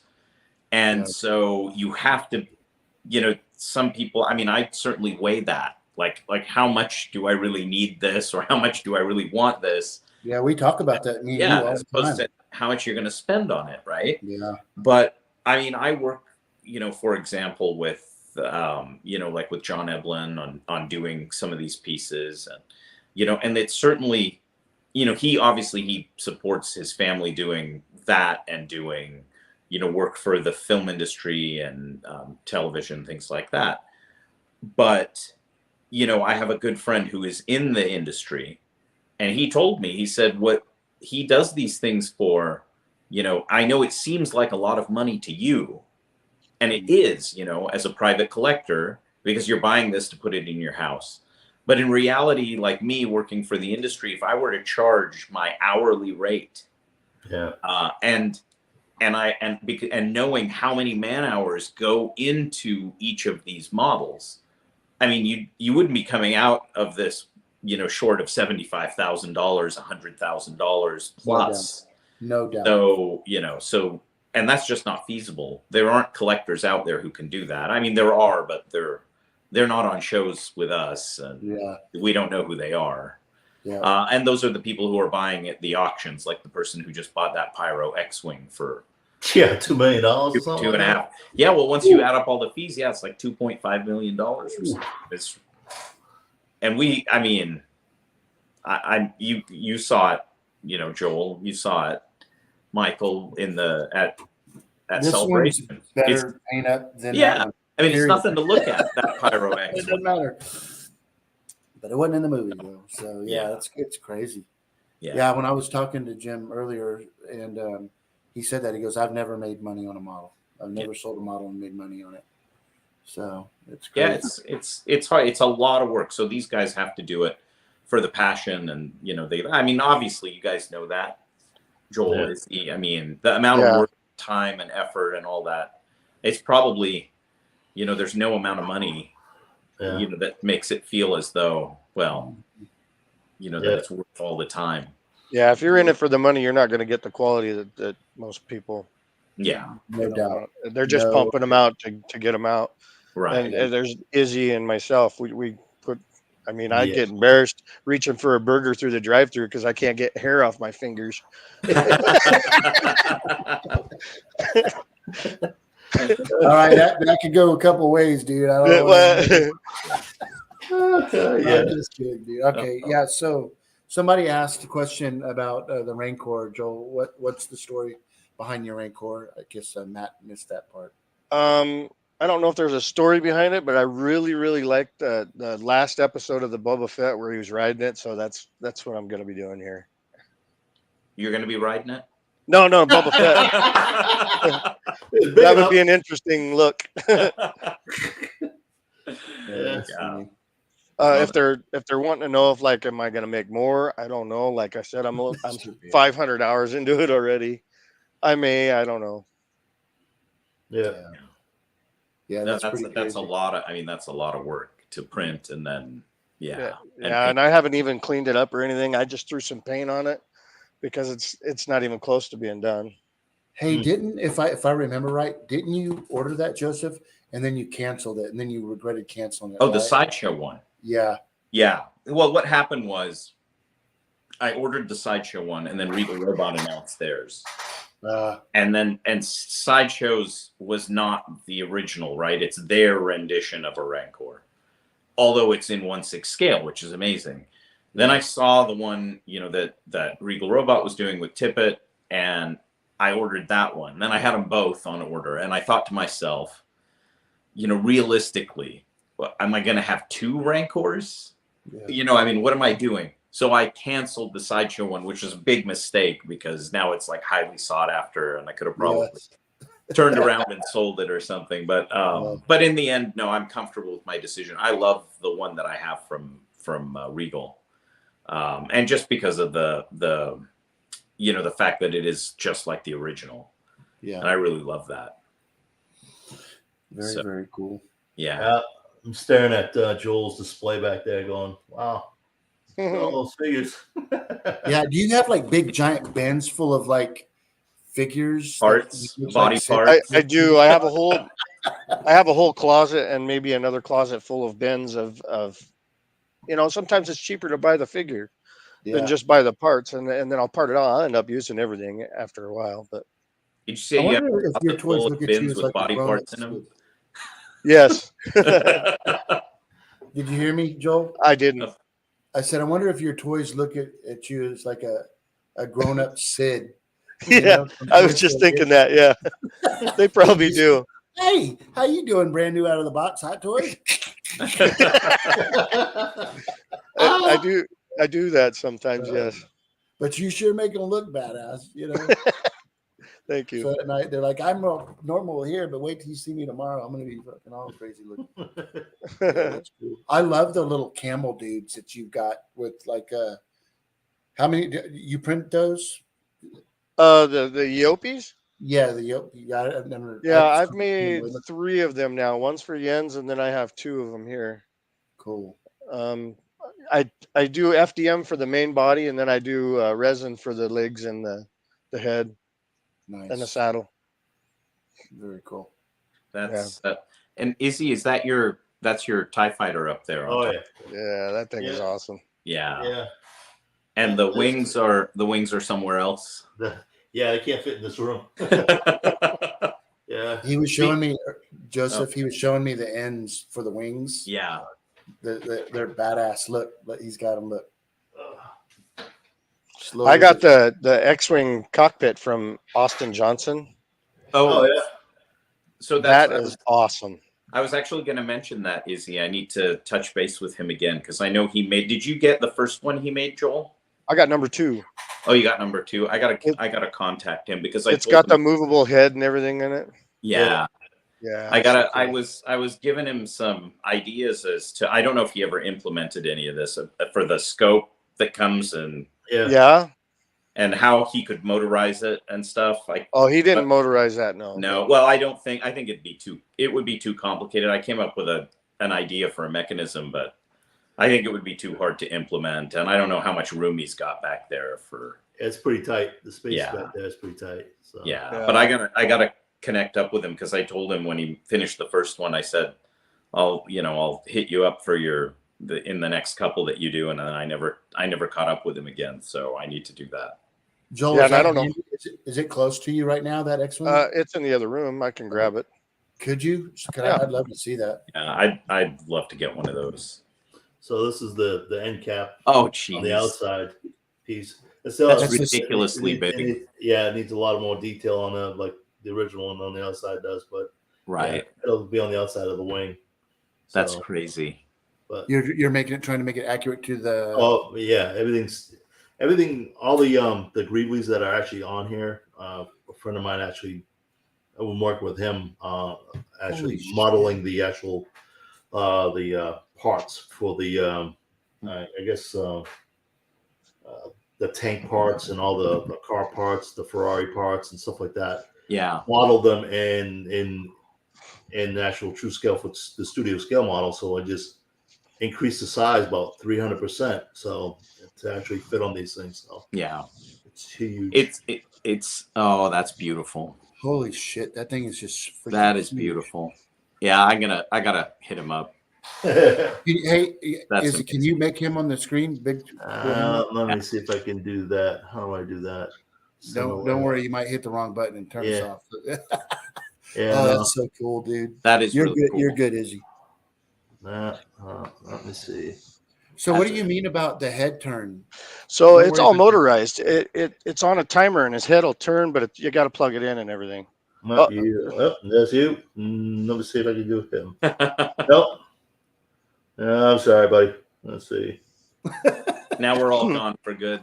Yeah. Don't worry about it. That's amazing. Yeah. So the idea I had was for the scope to come out. There we go. I figured it out. There he is. I figured it out. Izzy's got to make sure. That's awesome. Okay. Wow. So that's cloth. He does all that stuff in there. No, I put the figure in. It doesn't quite reach. Then who did the motorization for the head? He did. Oh, okay. The arm is motorized too, but I disconnected the arm because it was kind of tight shoulder wise, and it was messing with the electronics. Right. But the head, it's badass. It all lights up. And I don't understand. You put a figure in. So he gave me a body with a motor servos in it, and I had to put the head on it. And I understand. Yeah, and I dressed it. It's a Hasbro outfit, but the chest piece and everything is the Hot Toys.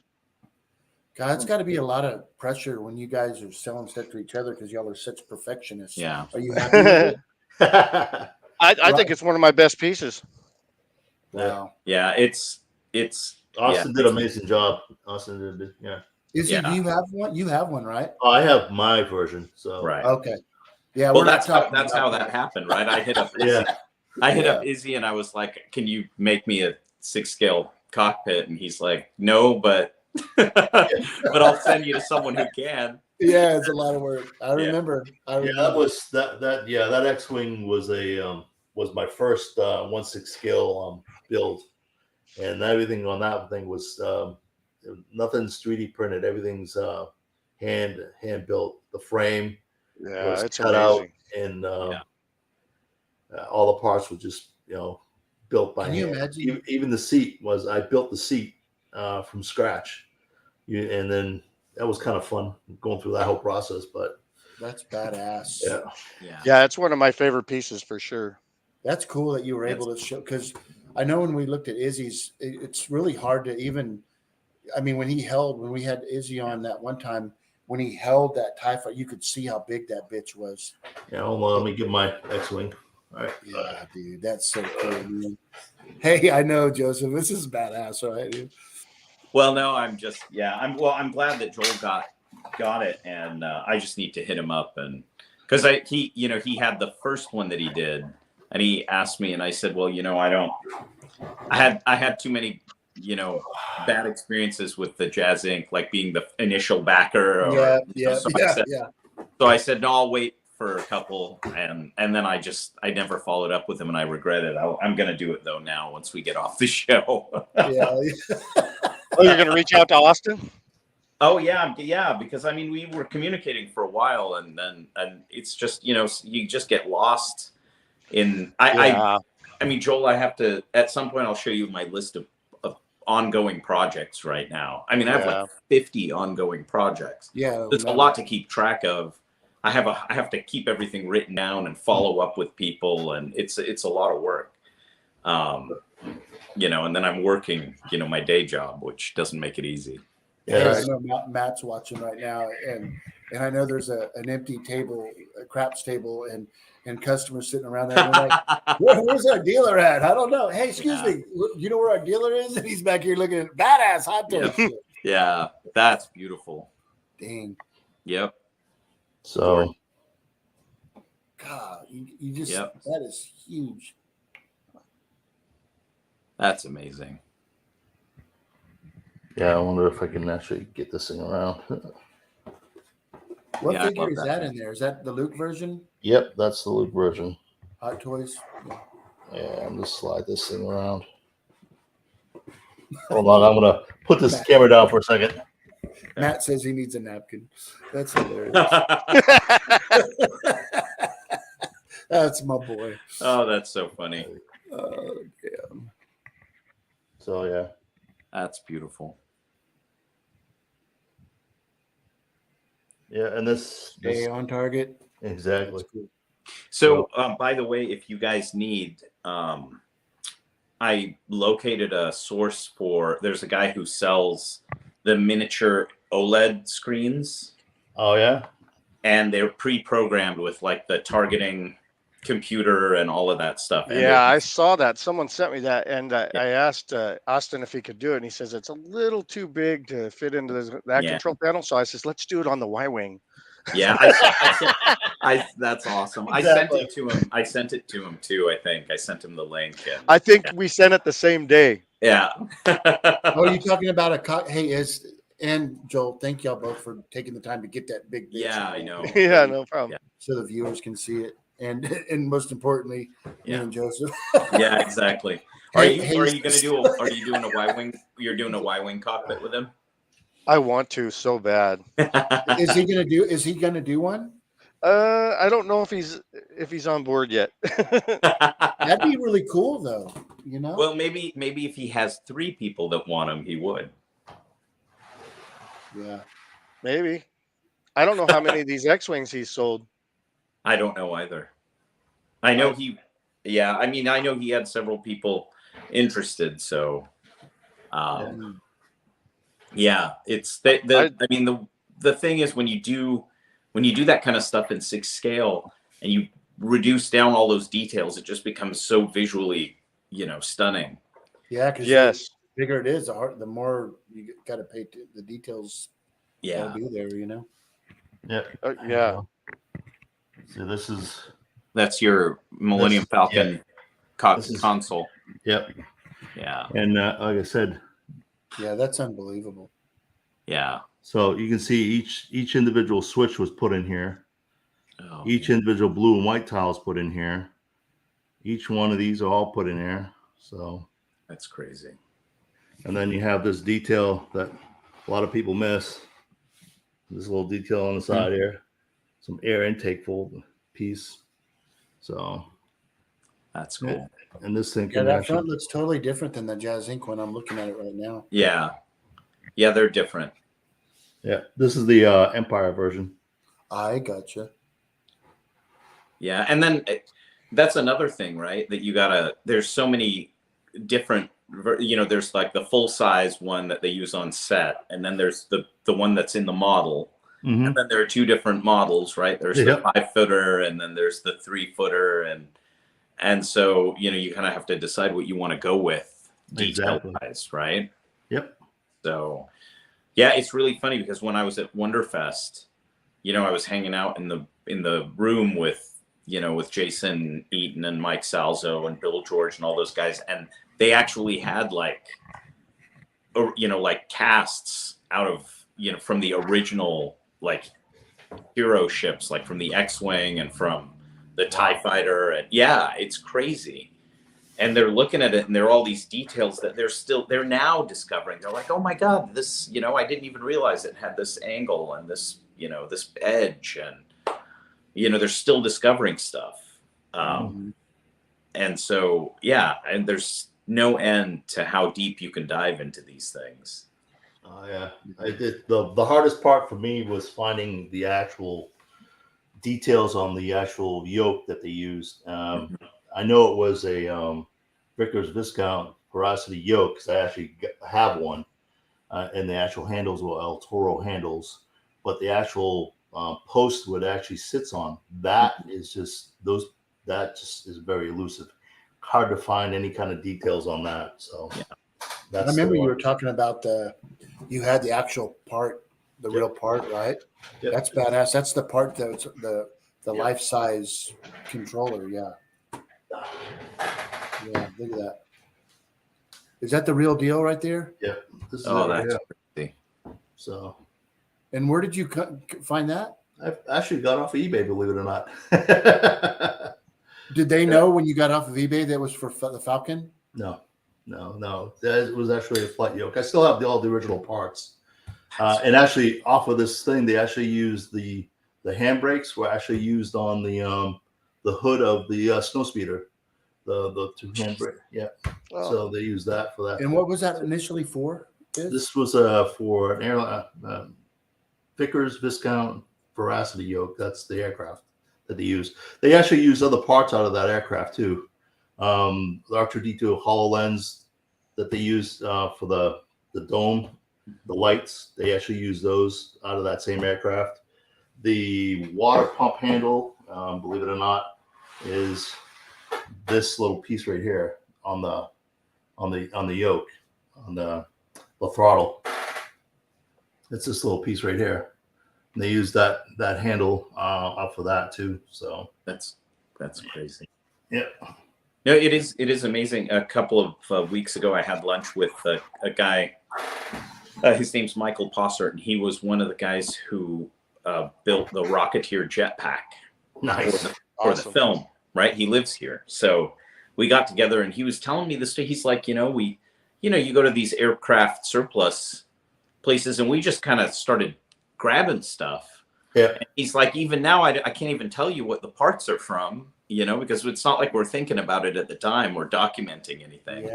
Yeah. And it exists with almost any one of these things. I mean, if you have enough passion about it. Look, right now I'm putting together a plutonium case from Back to the Future, right?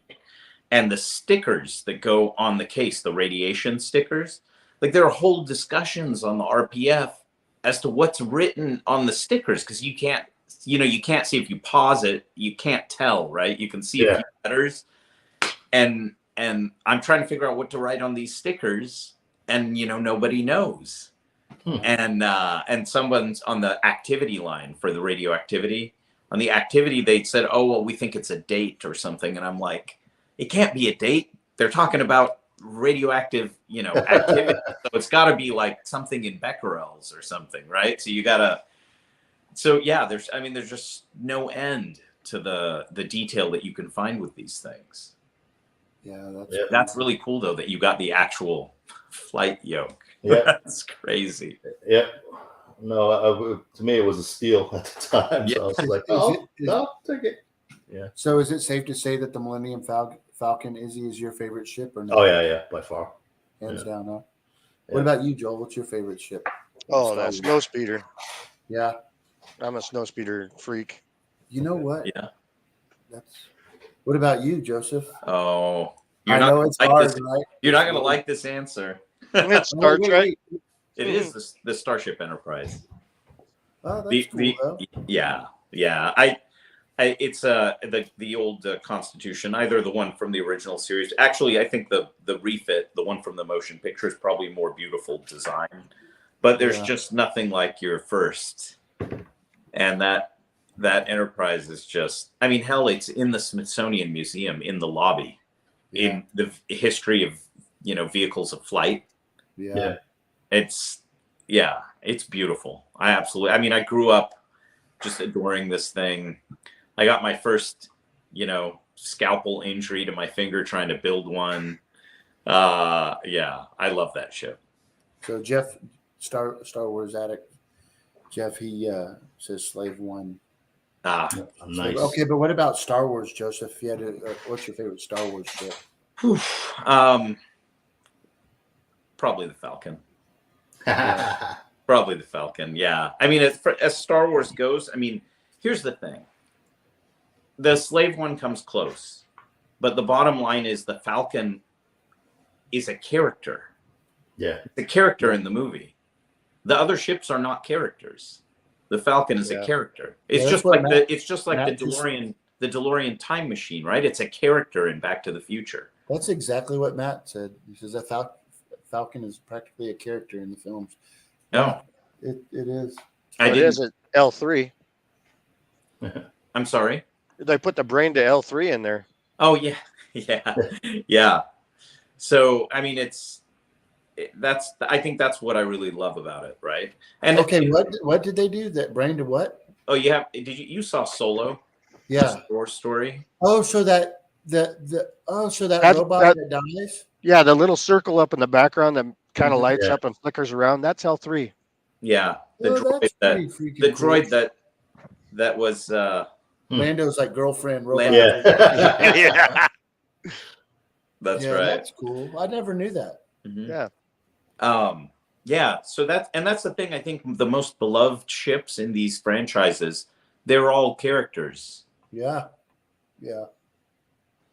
So the Slave One is a little bit like that in that in the mythos of Boba Fett, it's like such a huge part of his character. Yeah. Right. Scott, I like your taste, brother.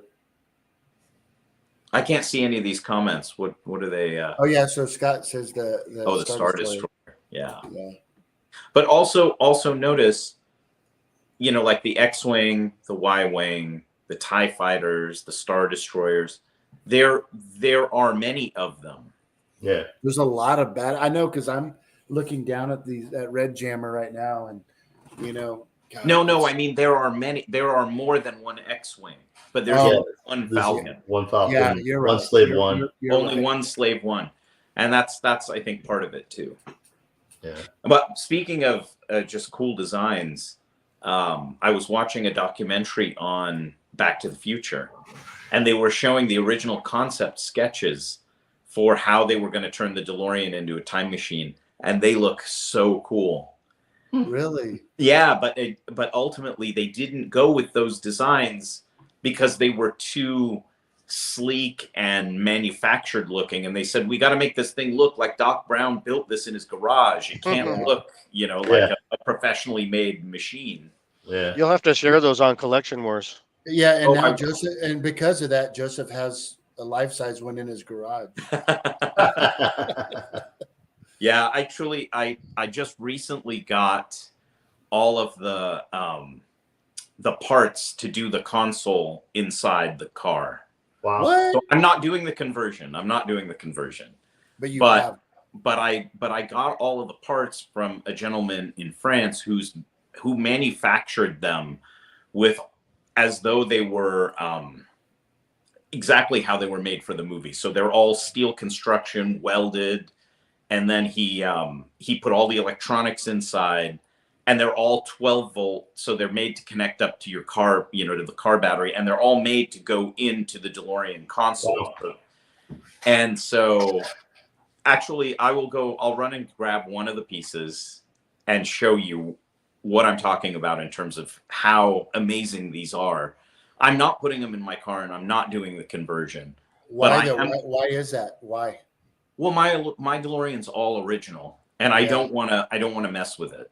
Yeah, but the way that parts are, I want to make almost like a console in my display room with all the things kind of cut together.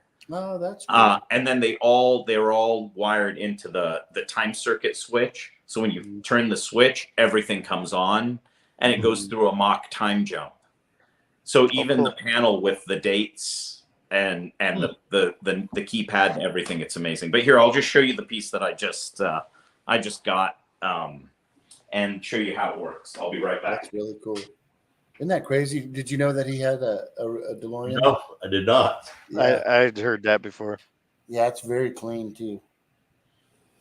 It's funny because DeLorean's really making a comeback right now. They're trying to here actually in San Antonio.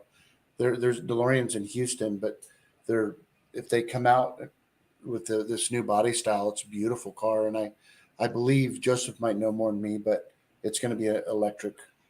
So, but that's cool. I mean, I know that we're being forced. Has anybody seen this yet? That Icons on Earth? Haven't seen it yet. No. So. Okay. Where's that? What's that on? I'm not sure. No, Daniel. Where can you see that at?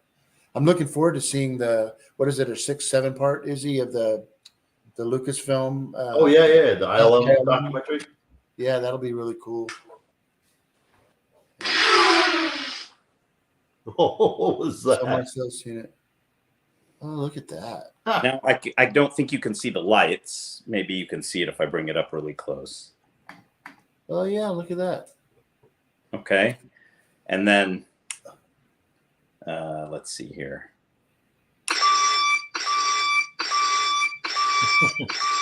Dude, that's so cool, Joseph. Yeah. Yeah. Oh, that's cool. Yeah. And when I say, I mean, it is full on. I mean, check this out. Holy cow. Oh, wow. Yeah. So, yeah. So it's pretty.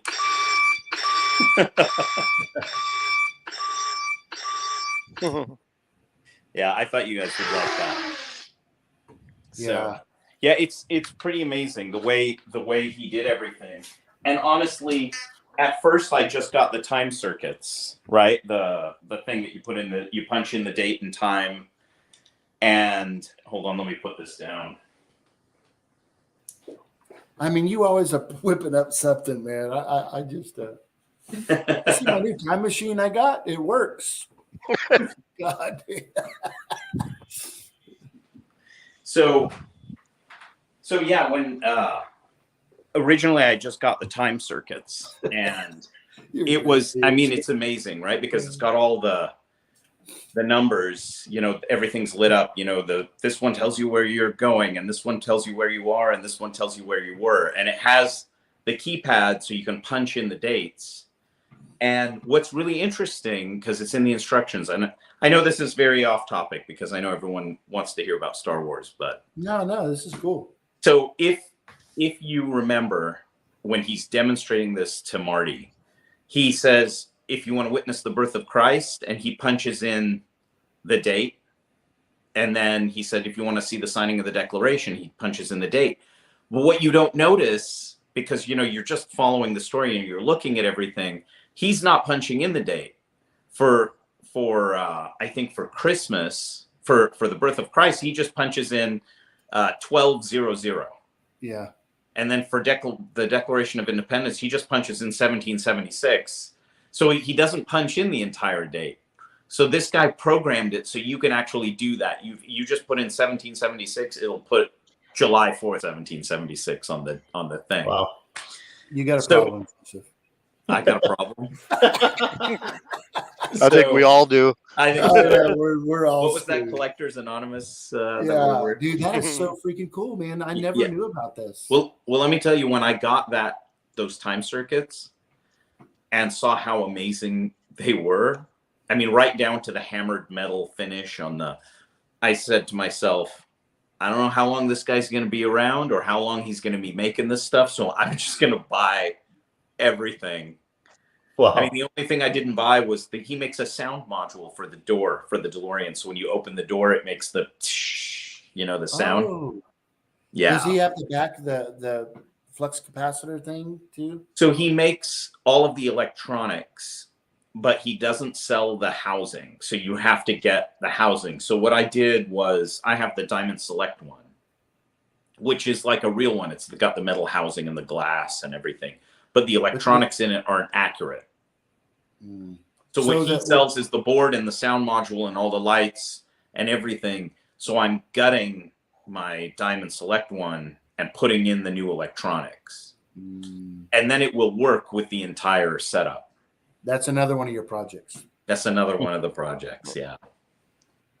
So all your paints and stuff that you have in your model room, do you have to, is there an expiration date on those, Joseph? Oh man, dude. Yeah. Tell me so you could actually take the factory stuff out of the DeLorean in the front dash, and this stuff is made to go in that? Is that no, right? This stuff is made to go right on it. Oh, okay. I don't think they pulled all the stuff out of the DeLorean to install. I could be wrong, but by the way everything is cut out on the back, the shapes that are cut out in the metal, it looks like it's made to just fit right over the dash. For giggles, did you set it all in there? No, I did not. I didn't do that. But I had to get adapters and everything to connect everything to 12-volt power adapters so I could plug it into the wall, because it's all made to wire to your car. Oh, wow. That's really, really cool. Yeah, but I'm really happy with it. So, yeah, there's so many pieces that I've gotten recently. I'd love to do like an update one of these days. Yeah, we definitely need to do that. And on the Jazz Inc. on the 6 scale stuff, are you getting all of there's like 2 Batman? Are you into Batman? My daughter is. What about you, Joel? You like Batman? Yeah, I'm okay. Yeah. But so I think the Batwing is really cool looking. The Batwing, and I actually saw that they had it at Wonderfest on display. Yeah, what did you think? Was it cool? It was beautiful. Yeah, he did it really well because they shaded all the black panels. To black can be really, if you just paint it black, it doesn't really look very good. Right. But he shaded it, and I hope that the production pieces look like that. I think Felipe had done one. He was working on one too. So yeah, but honestly, I wish he had done it in 12th scale, not in 6th scale. Yeah. I mean, at 6th scale, the wingspan's like 5 feet. I mean, it's going to be a very hard thing to try and display unless I hang it from the ceiling. So you didn't get it? No, I did, but my plan was to put it. That's right. Laughing up. Yeah. Wait, yeah. No, but honestly, my plan. Here's what I had in my head. Whether or not I can get this to work, I don't know. So in my movie room, I was planning on mounting it on the ceiling and putting a light behind it to make it look like when he flies over the moon. And that's cool. Yeah. Oh, that's cool. You're something else, man. No, I did. Yeah. Hey, you remember what? Oh, geez, now I'm blanking on his name. Mark Elkins. You remember what he said during when you guys interviewed him? When people ask him, "Do you have room for this?" He says, "I don't care if I don't give a shit whether I have room for it. The important thing is that I have it." Yeah. Yeah. Yeah, because he has that big bitch Galactica in his living room. Yeah. So that's my attitude. I took that. I lifted that quote from him, and that's what I say now. I'm running out of space for 1/6 scale stuff. Yeah. I'd like to do the cockpit for the AT-AT for the that one. Yeah, future project.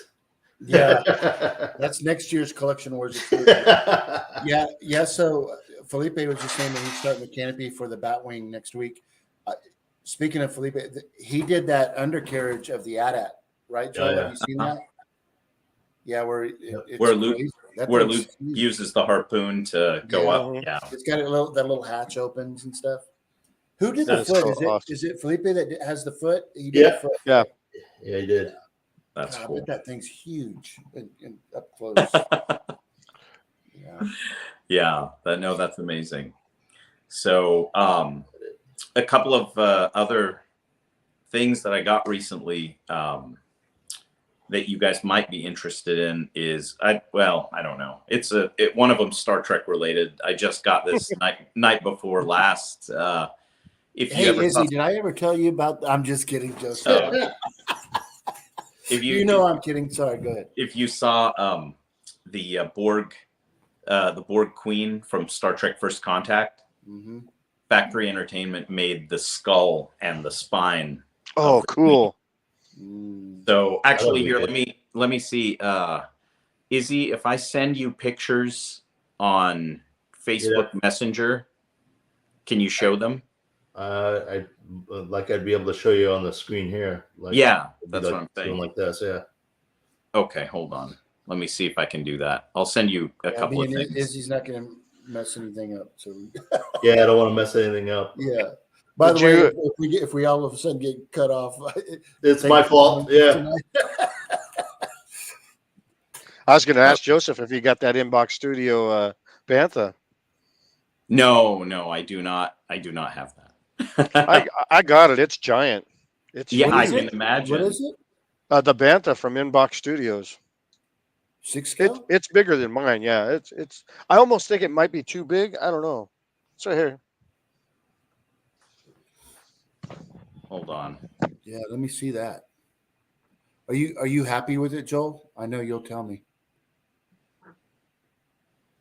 Huh. Definitely needs to be weathered up, huh? Or is it kind of weathered already? I just can't see it. God dang. Dude, that looks like Hold on, I'm missing all of this. Okay. There we go. Did you get it? Yeah, I got him. Okay, hold on. I'm also sending you a video. Hold on. Hey, you're going to completely redo this thing, aren't you? The Bantha? Yeah, are you happy with it? I'm making my own to do a comparison. Yeah. I gave the other one to Jens. I want one of those so much. The head of mine's a lot smaller. The hair that I use is a lot nicer though, but this is a really nice piece. Okay. For the price.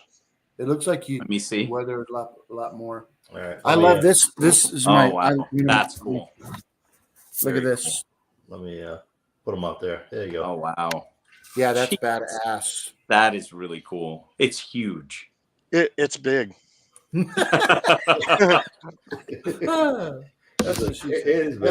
That's so cool, dude. It looks like the horns need to be weathered up a little bit or something. Yeah. It's a cookie cutter model. I mean, they did like 100 or something like that. So, yeah. Izzy, I'm going to send you just a couple of other things too. Look at this. Hey, does this look familiar, Joel? That sand tube right there. Oh yeah. I love that, man. That thing is just. I love that. I've done a couple different versions.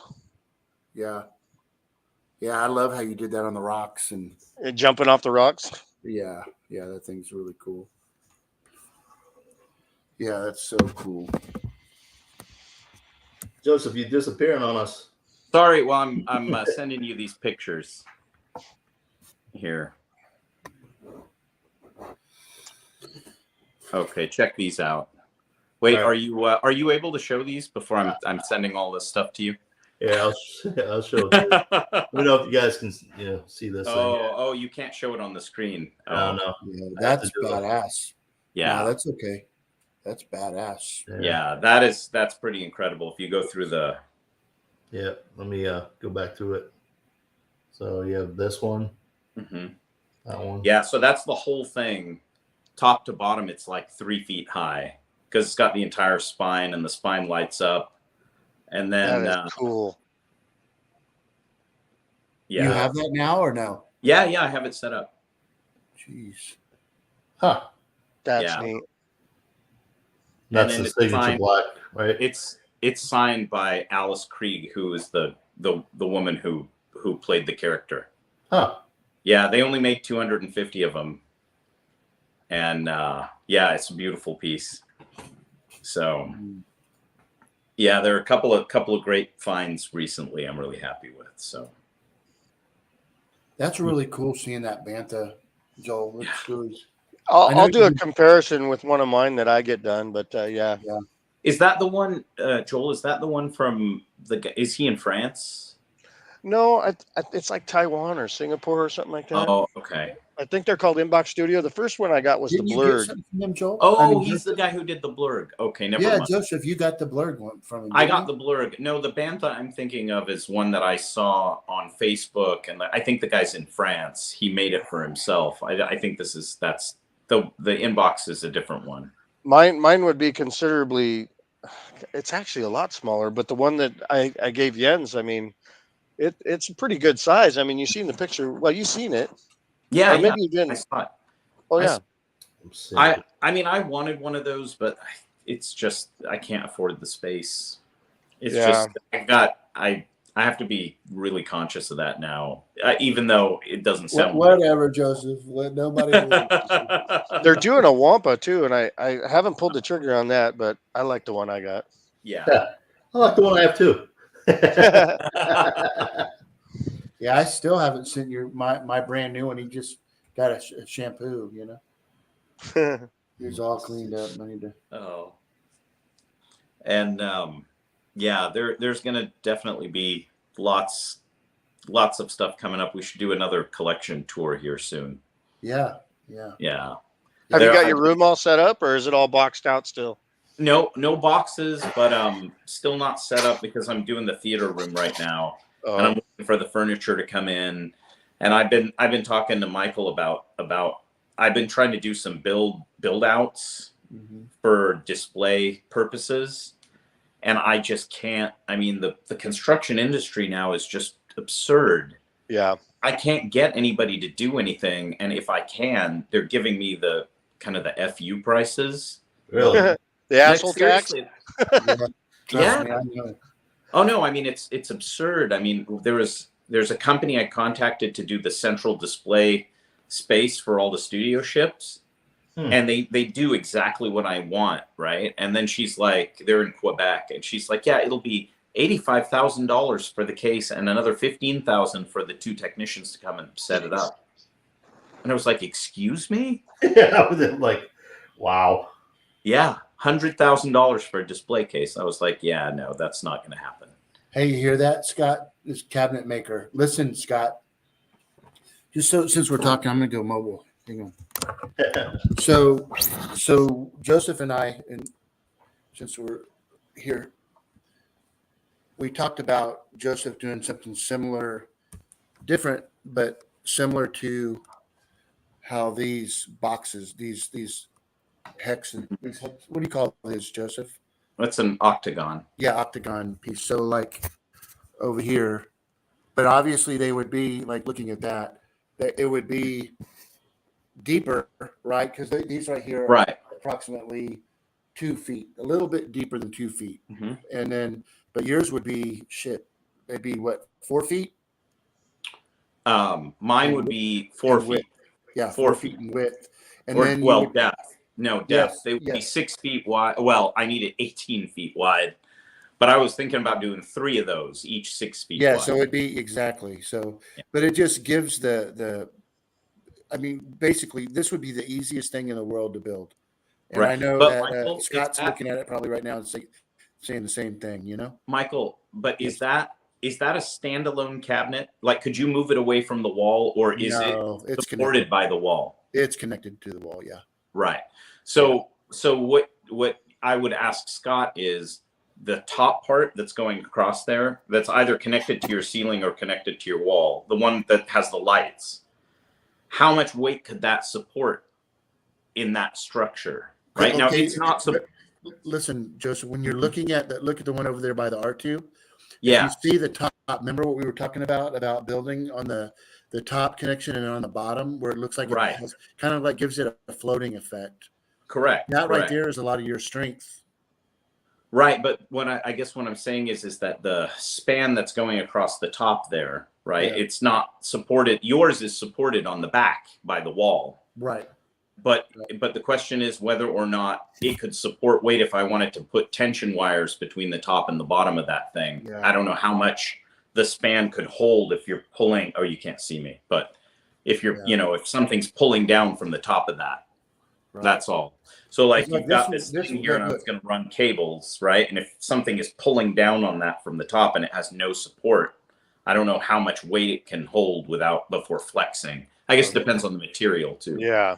So this one right here is clearly it's just the top and the bottom. Right, but the top is connected to your ceiling, right? Correct. Yeah, that's the thing. So I guess the question would be, do you have a concrete floor? I do have a concrete floor. Yeah. So the question is, if that thing was just standing by itself, right? How that top part, how much can it? Well, how much weight are you planning on hanging from it? I think it would. I think so. Well, it would be on my ship. So the plan was to do tension cables that go from the top to the bottom, and then put those clips and then hang shelves so they all look like they're floating. Now I could do what Michael did and just run shelves right across. And that would also work, but it would make them so they weren't adjustable. And the problem with the ships is everyone is different, right? Yeah. Like the Falcon is really flat, but the Falcon cockpit in 6 scale is big. The Slave 1's standing upright. The AT-AT is upright. The X-Wing is flat. So everyone is a little different. Yeah, but you could build the way you do the structure here and across. It could absolutely hold the weight if it's done right, if it's framed right. I'm confident. Yeah. I'm confident. Well, I suppose it depends on the material too, right? Like when we built our house, the floor in our great room, the span is it's such a long span that's unsupported that they actually had to bring in steel beams and use steel beams, which they don't usually do. But they were it's just too long to have wood, Yeah. Otherwise, your floor is going to be bouncing every time you walk on it. Listen, so 2x4s would be fine. But if you wanted to just go extra, just do 2x6. And it'll be freaking No problem. No problem. Yeah, I mean, I've decided to forego the whole glass enclosure because it's just glass is too expensive now. Yeah. And I don't think. I mean, the cheapest quote I could get to have a company come and make the central display was like $65,000. Yeah.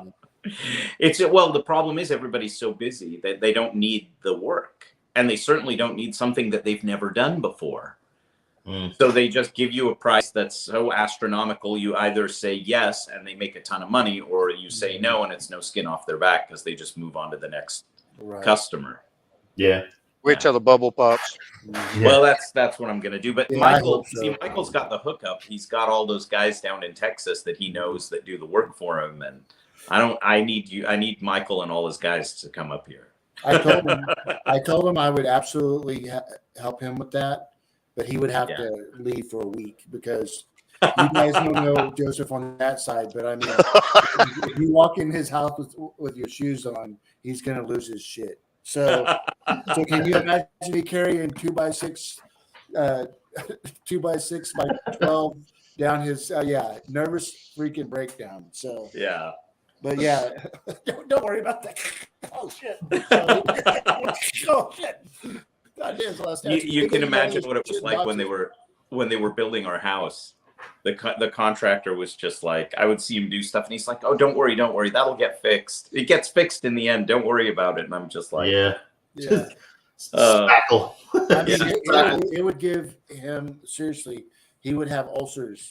I would lose my shit with him standing over me like, you think, I mean, because my carpet, I mean, if you look I remember when you had that leak, Joseph. Oh my God. Oh yeah. Awful. That was in this room actually. Yeah. Was it? Yeah, it was in this office. Yeah. That's a cool piece, that statue. What is that right there? This right here? Yeah. What is that? So that is I think I may have mentioned it in a prior show, but that is a sculpture by a Japanese sculptor and makeup artist. His name's Akihito. Yeah. And this is an original creation of his called the Wind Messenger. And it's an interesting story because I fell in love with the piece when I saw it. I saw a picture of it online. I saved the picture. I had it on my phone. I always used to look at it. And then in 2019, I went to Monster Palooza down in Pasadena. And I was walking around and I turned the corner and I see the sculpture. And I'm just like, this is unbelievable. I can't believe I'm seeing this in person. And standing next to it is Akihito. Wow. I got a chance to meet him, talk to him. I talked to him about the piece. We spent a lot of time discussing it, and I made him an offer on it.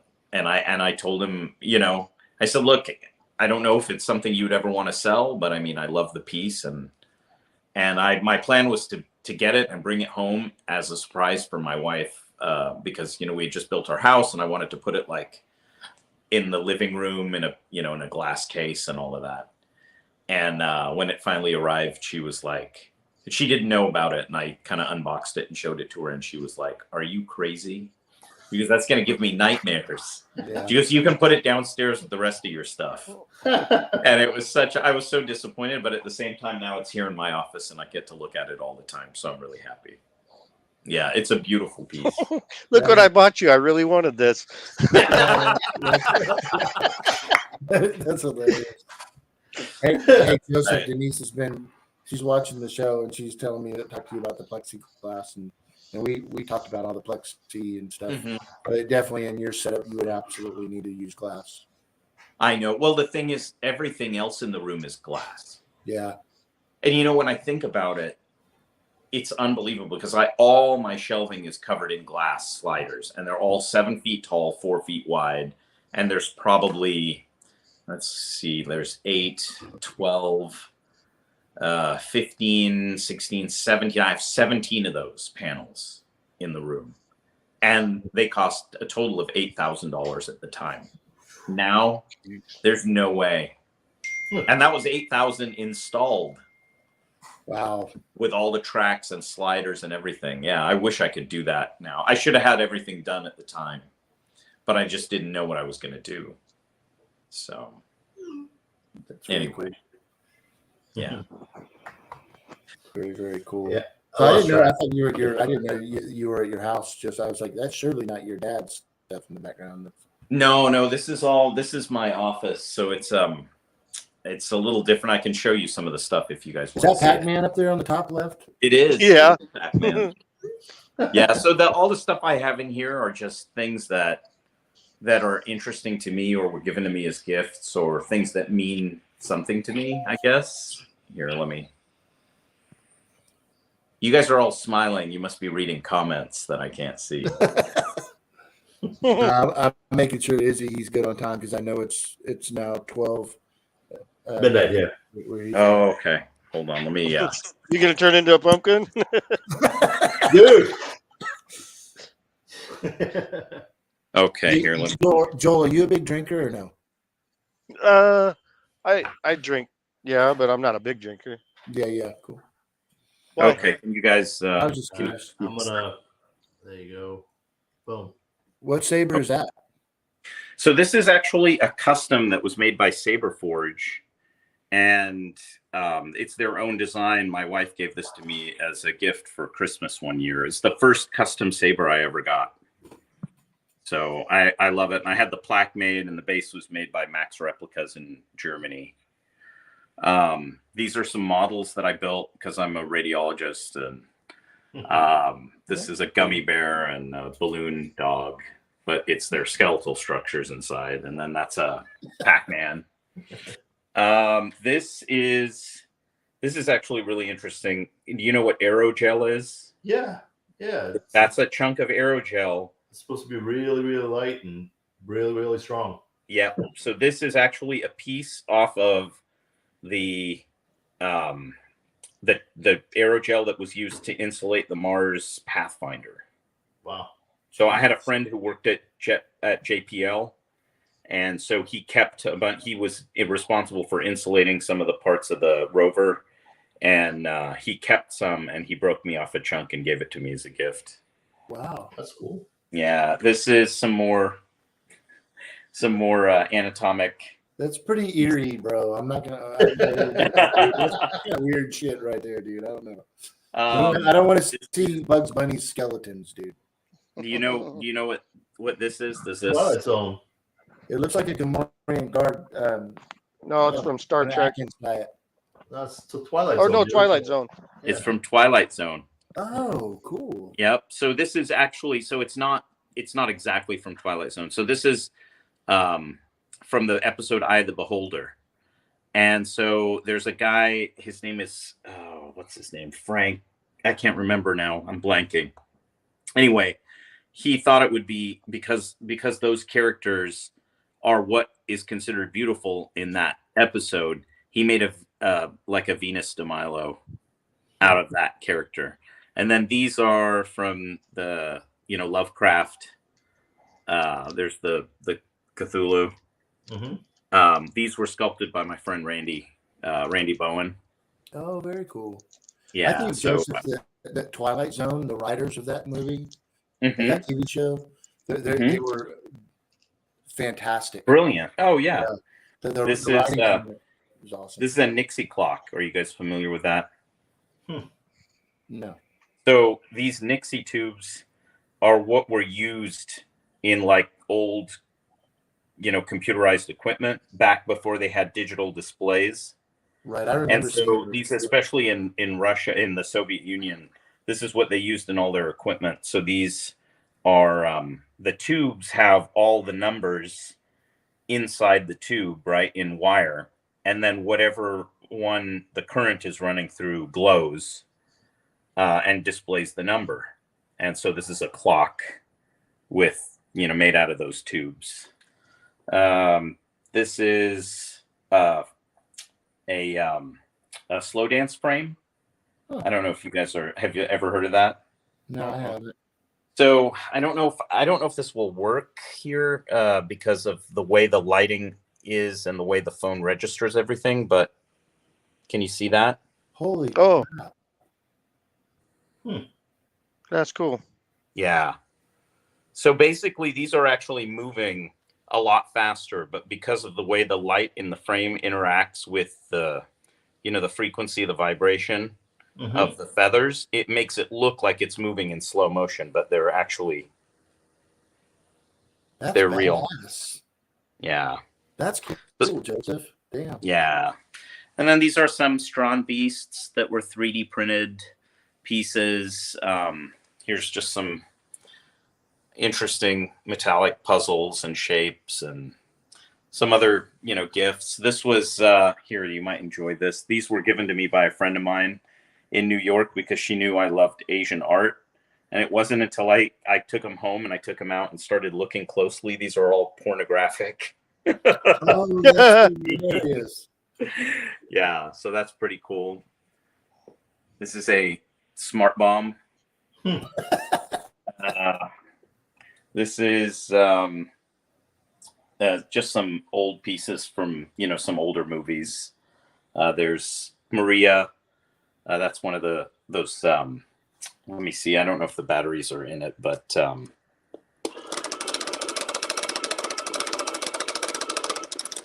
that's so cool. flip book. Maltese Falcon. These are some. These are low temperature differential Stirling engines, and some of these are high temperature differential engines, and some model kits that I built. Just random stuff. Yeah, that's cool. I keep my books and stuff, and here's the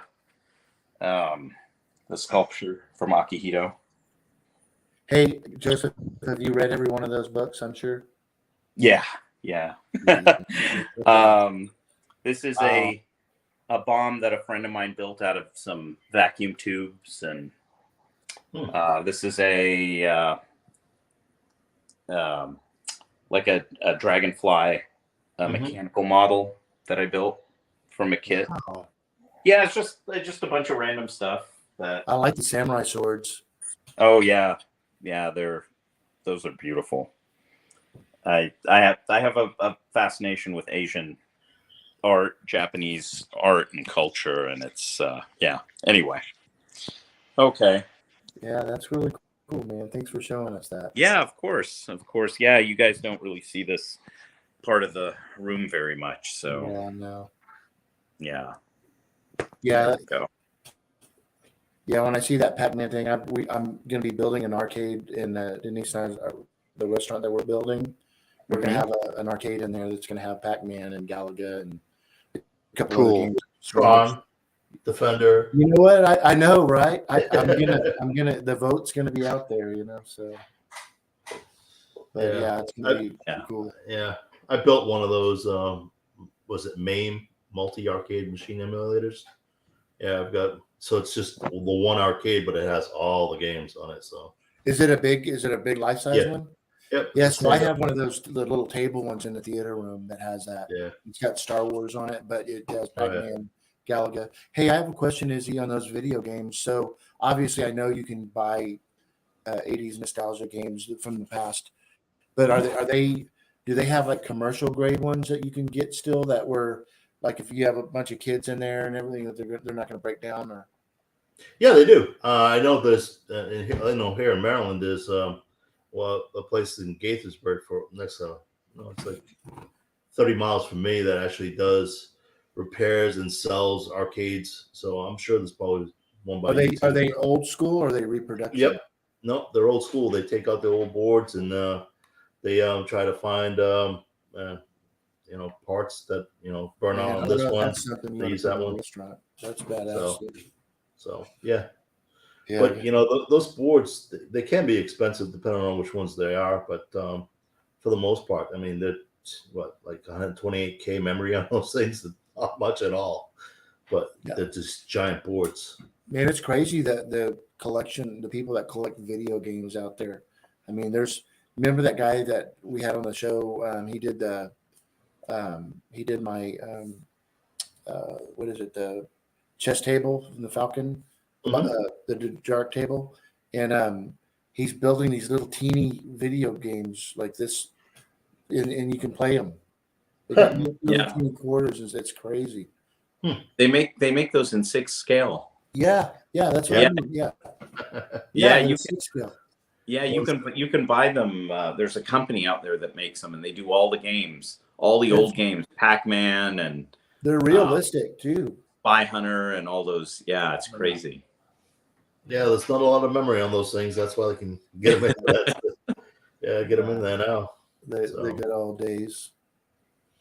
Well, guys, we're a little over 2 hours in here. I think we've kept Izzy and Joel on, and I appreciate, Joseph, you taking the time to jump on with us. But it's my pleasure, and any opportunity I get to sit with you guys is a real pleasure. So thank you. Yeah, for sure. It's always good having you on, for sure, Joseph. And Izzy, just a recap for everybody that's watching on the detention. It's the detention yeah, AA23. Yeah, there you go. We'll keep everybody updated before this thing actually goes for pre-order. And Joel, like always, dude, we really appreciate you being on, man. It's always cool. I really appreciate being invited. Absolutely, man. You're welcome anytime. So you, Izzy, and Joseph, thank you very much. Anytime, man. Well, guys, thanks for joining Collection Wars tonight. Look forward to we've got some really cool stuff coming up next week. We have some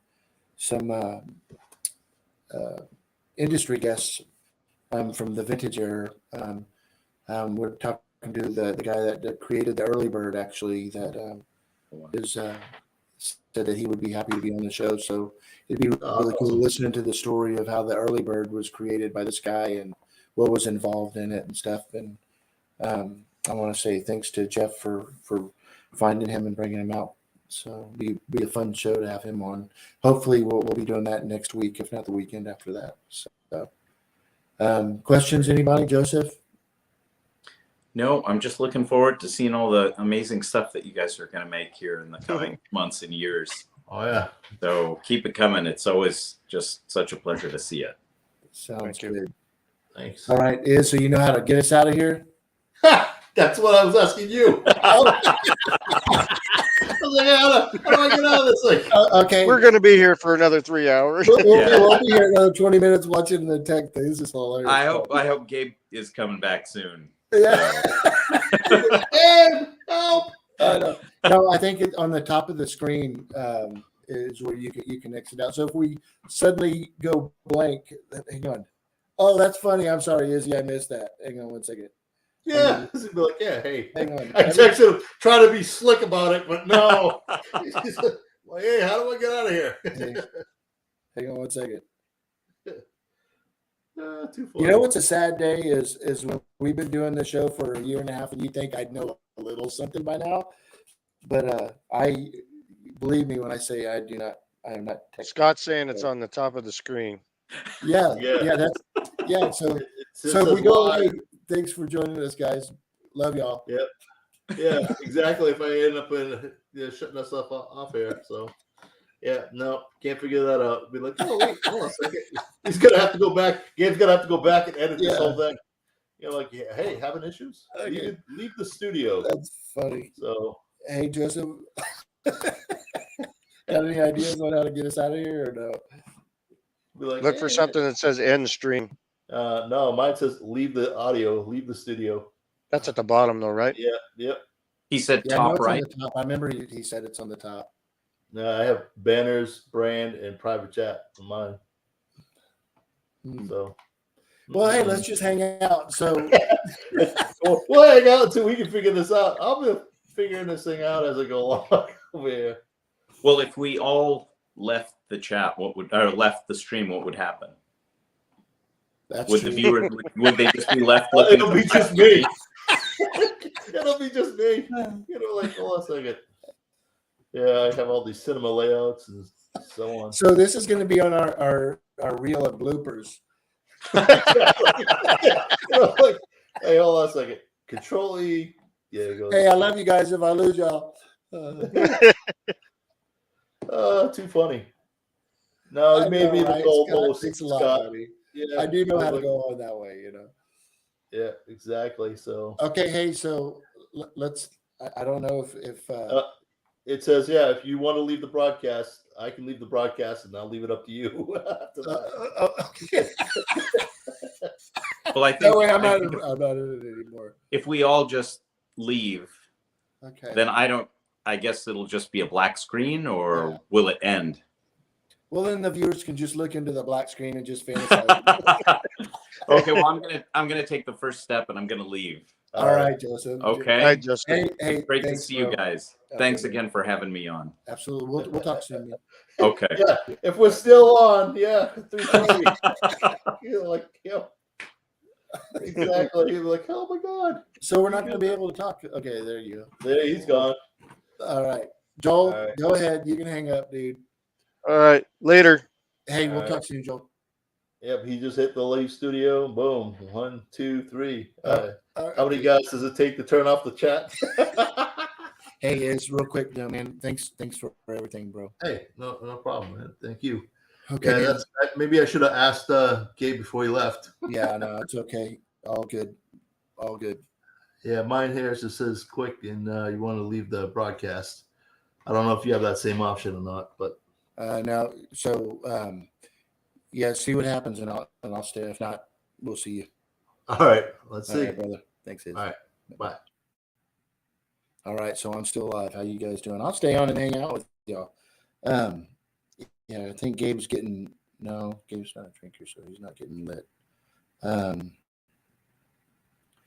can hang up with you guys, but again, thanks for everybody hopping on, hanging out. Always good. All right.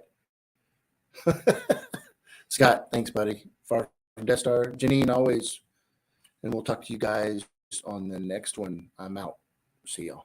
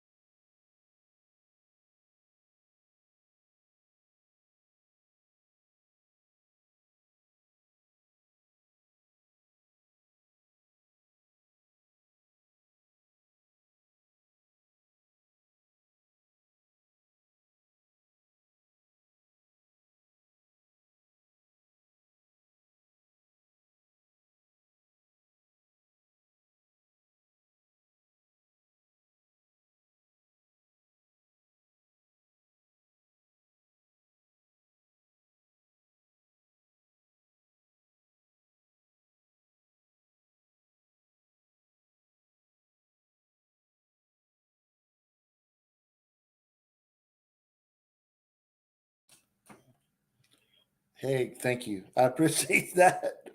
Hey, I'm good. I'm gonna hang till my boy Gabe hooks up. Yeah, I hope so. Okay, everybody, are y'all watching? I mean, we're live again.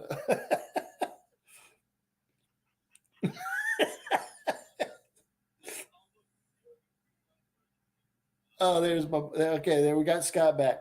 Hey, I'm gonna continue the show, bro. We're good, but I might get cut off by Gabe because I told him. All right. Okay, man, and I'll talk to you soon. Okay. All right. Bye bye.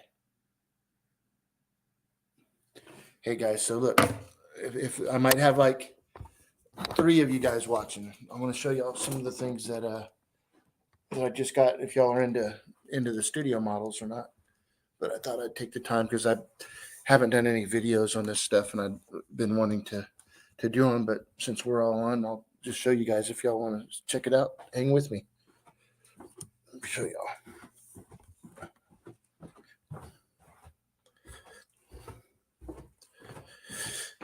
So let's see here.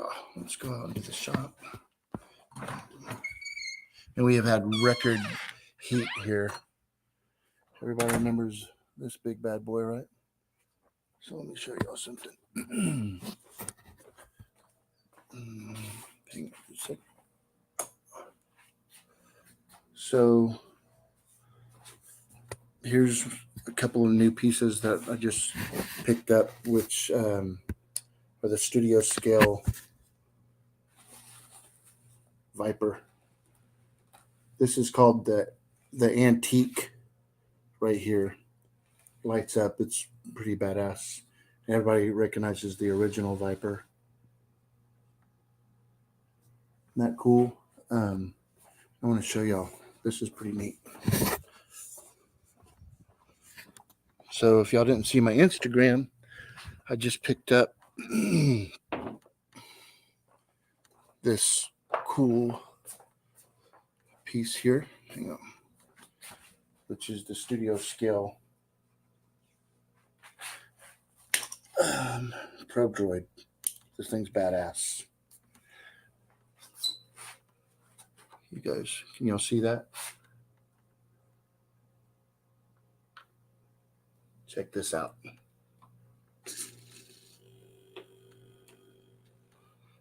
Just kind of give you guys an eye on scale.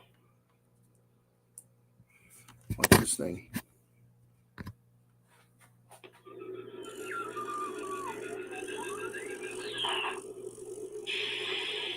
See the antennas.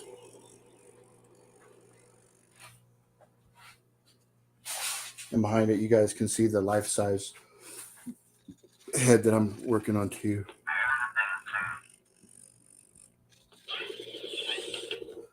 You guys can see the eyes.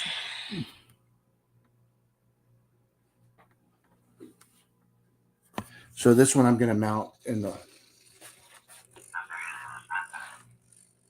Isn't that crazy cool? So this is the actual studio scale. That's what it was. That's the size of it. And I think the one through NYC is going to be real similar to the height. What do y'all think about that bad boy? I love that thing. It's a really, really cool piece. So do we have a lot of people still hanging tight? Scott, Janine? Yeah? Awesome. Armando, you still with me? Thanks, buddy. So unplug this thing. Yeah, but what my plan is the plaques that I'm going to use. So this will be coming, and all these legs, these are all magnets. So, and these are all little copper rods, brass rods. Yeah. And it can be set up with motion control. So when you walk by it, you don't have to plug that in. It'll just end up going, automatic. So, but yeah, I was going to show y'all what we're doing on the actual. Oh, and look, I don't know if y'all saw this one either, the Naboo fighter. I'll show y'all real quick. if you're on Instagram, you probably already saw it, but here's this one is 3D print. So behind it, you kind of get an idea. This is Blue Leader Studio scale right here. This one right here is 3D. There's a couple little things that I'm having to do to it. This will be at the restaurant, this piece. I'll have probably that life-size Grogu and maybe the Mandalorian helmet or something in a lit case. But everything that we're doing at the studio is going to be all original stuff, such as like the Wampa will be up in the VIP room upstairs and stuff. I want it to be all original, so when customers come in there, it's going to be, not, a bunch of Hot Toys or respectfully sideshow stuff. That stuff's all cool, but we need stuff that's original. Give people a really cool experience. So I was going to show you guys. So what we're doing, this is a perfect example. I have Jason Eaton that's going to be doing these bases. And if you guys saw this is a small little version. But if y'all look, y'all can see the clear plexi. What we're going to do is I'm going to have pedestals where all of the studio models are going to sit on it. And what's really cool is they're going to light up. So all of the plaques will be lit from the bottom. So you'll see a color coming around them.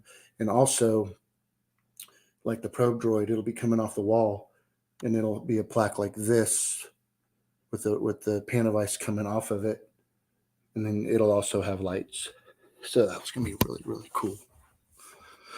So, but I've got all of these studio models on the ground. Hey, there's my boy Gabe.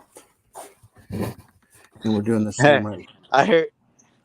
I got Hey, your SOS. What's going on? How you doing? Cool. It was funny, Izzy, dude. We went blank for a little bit, and I'm like, you know what?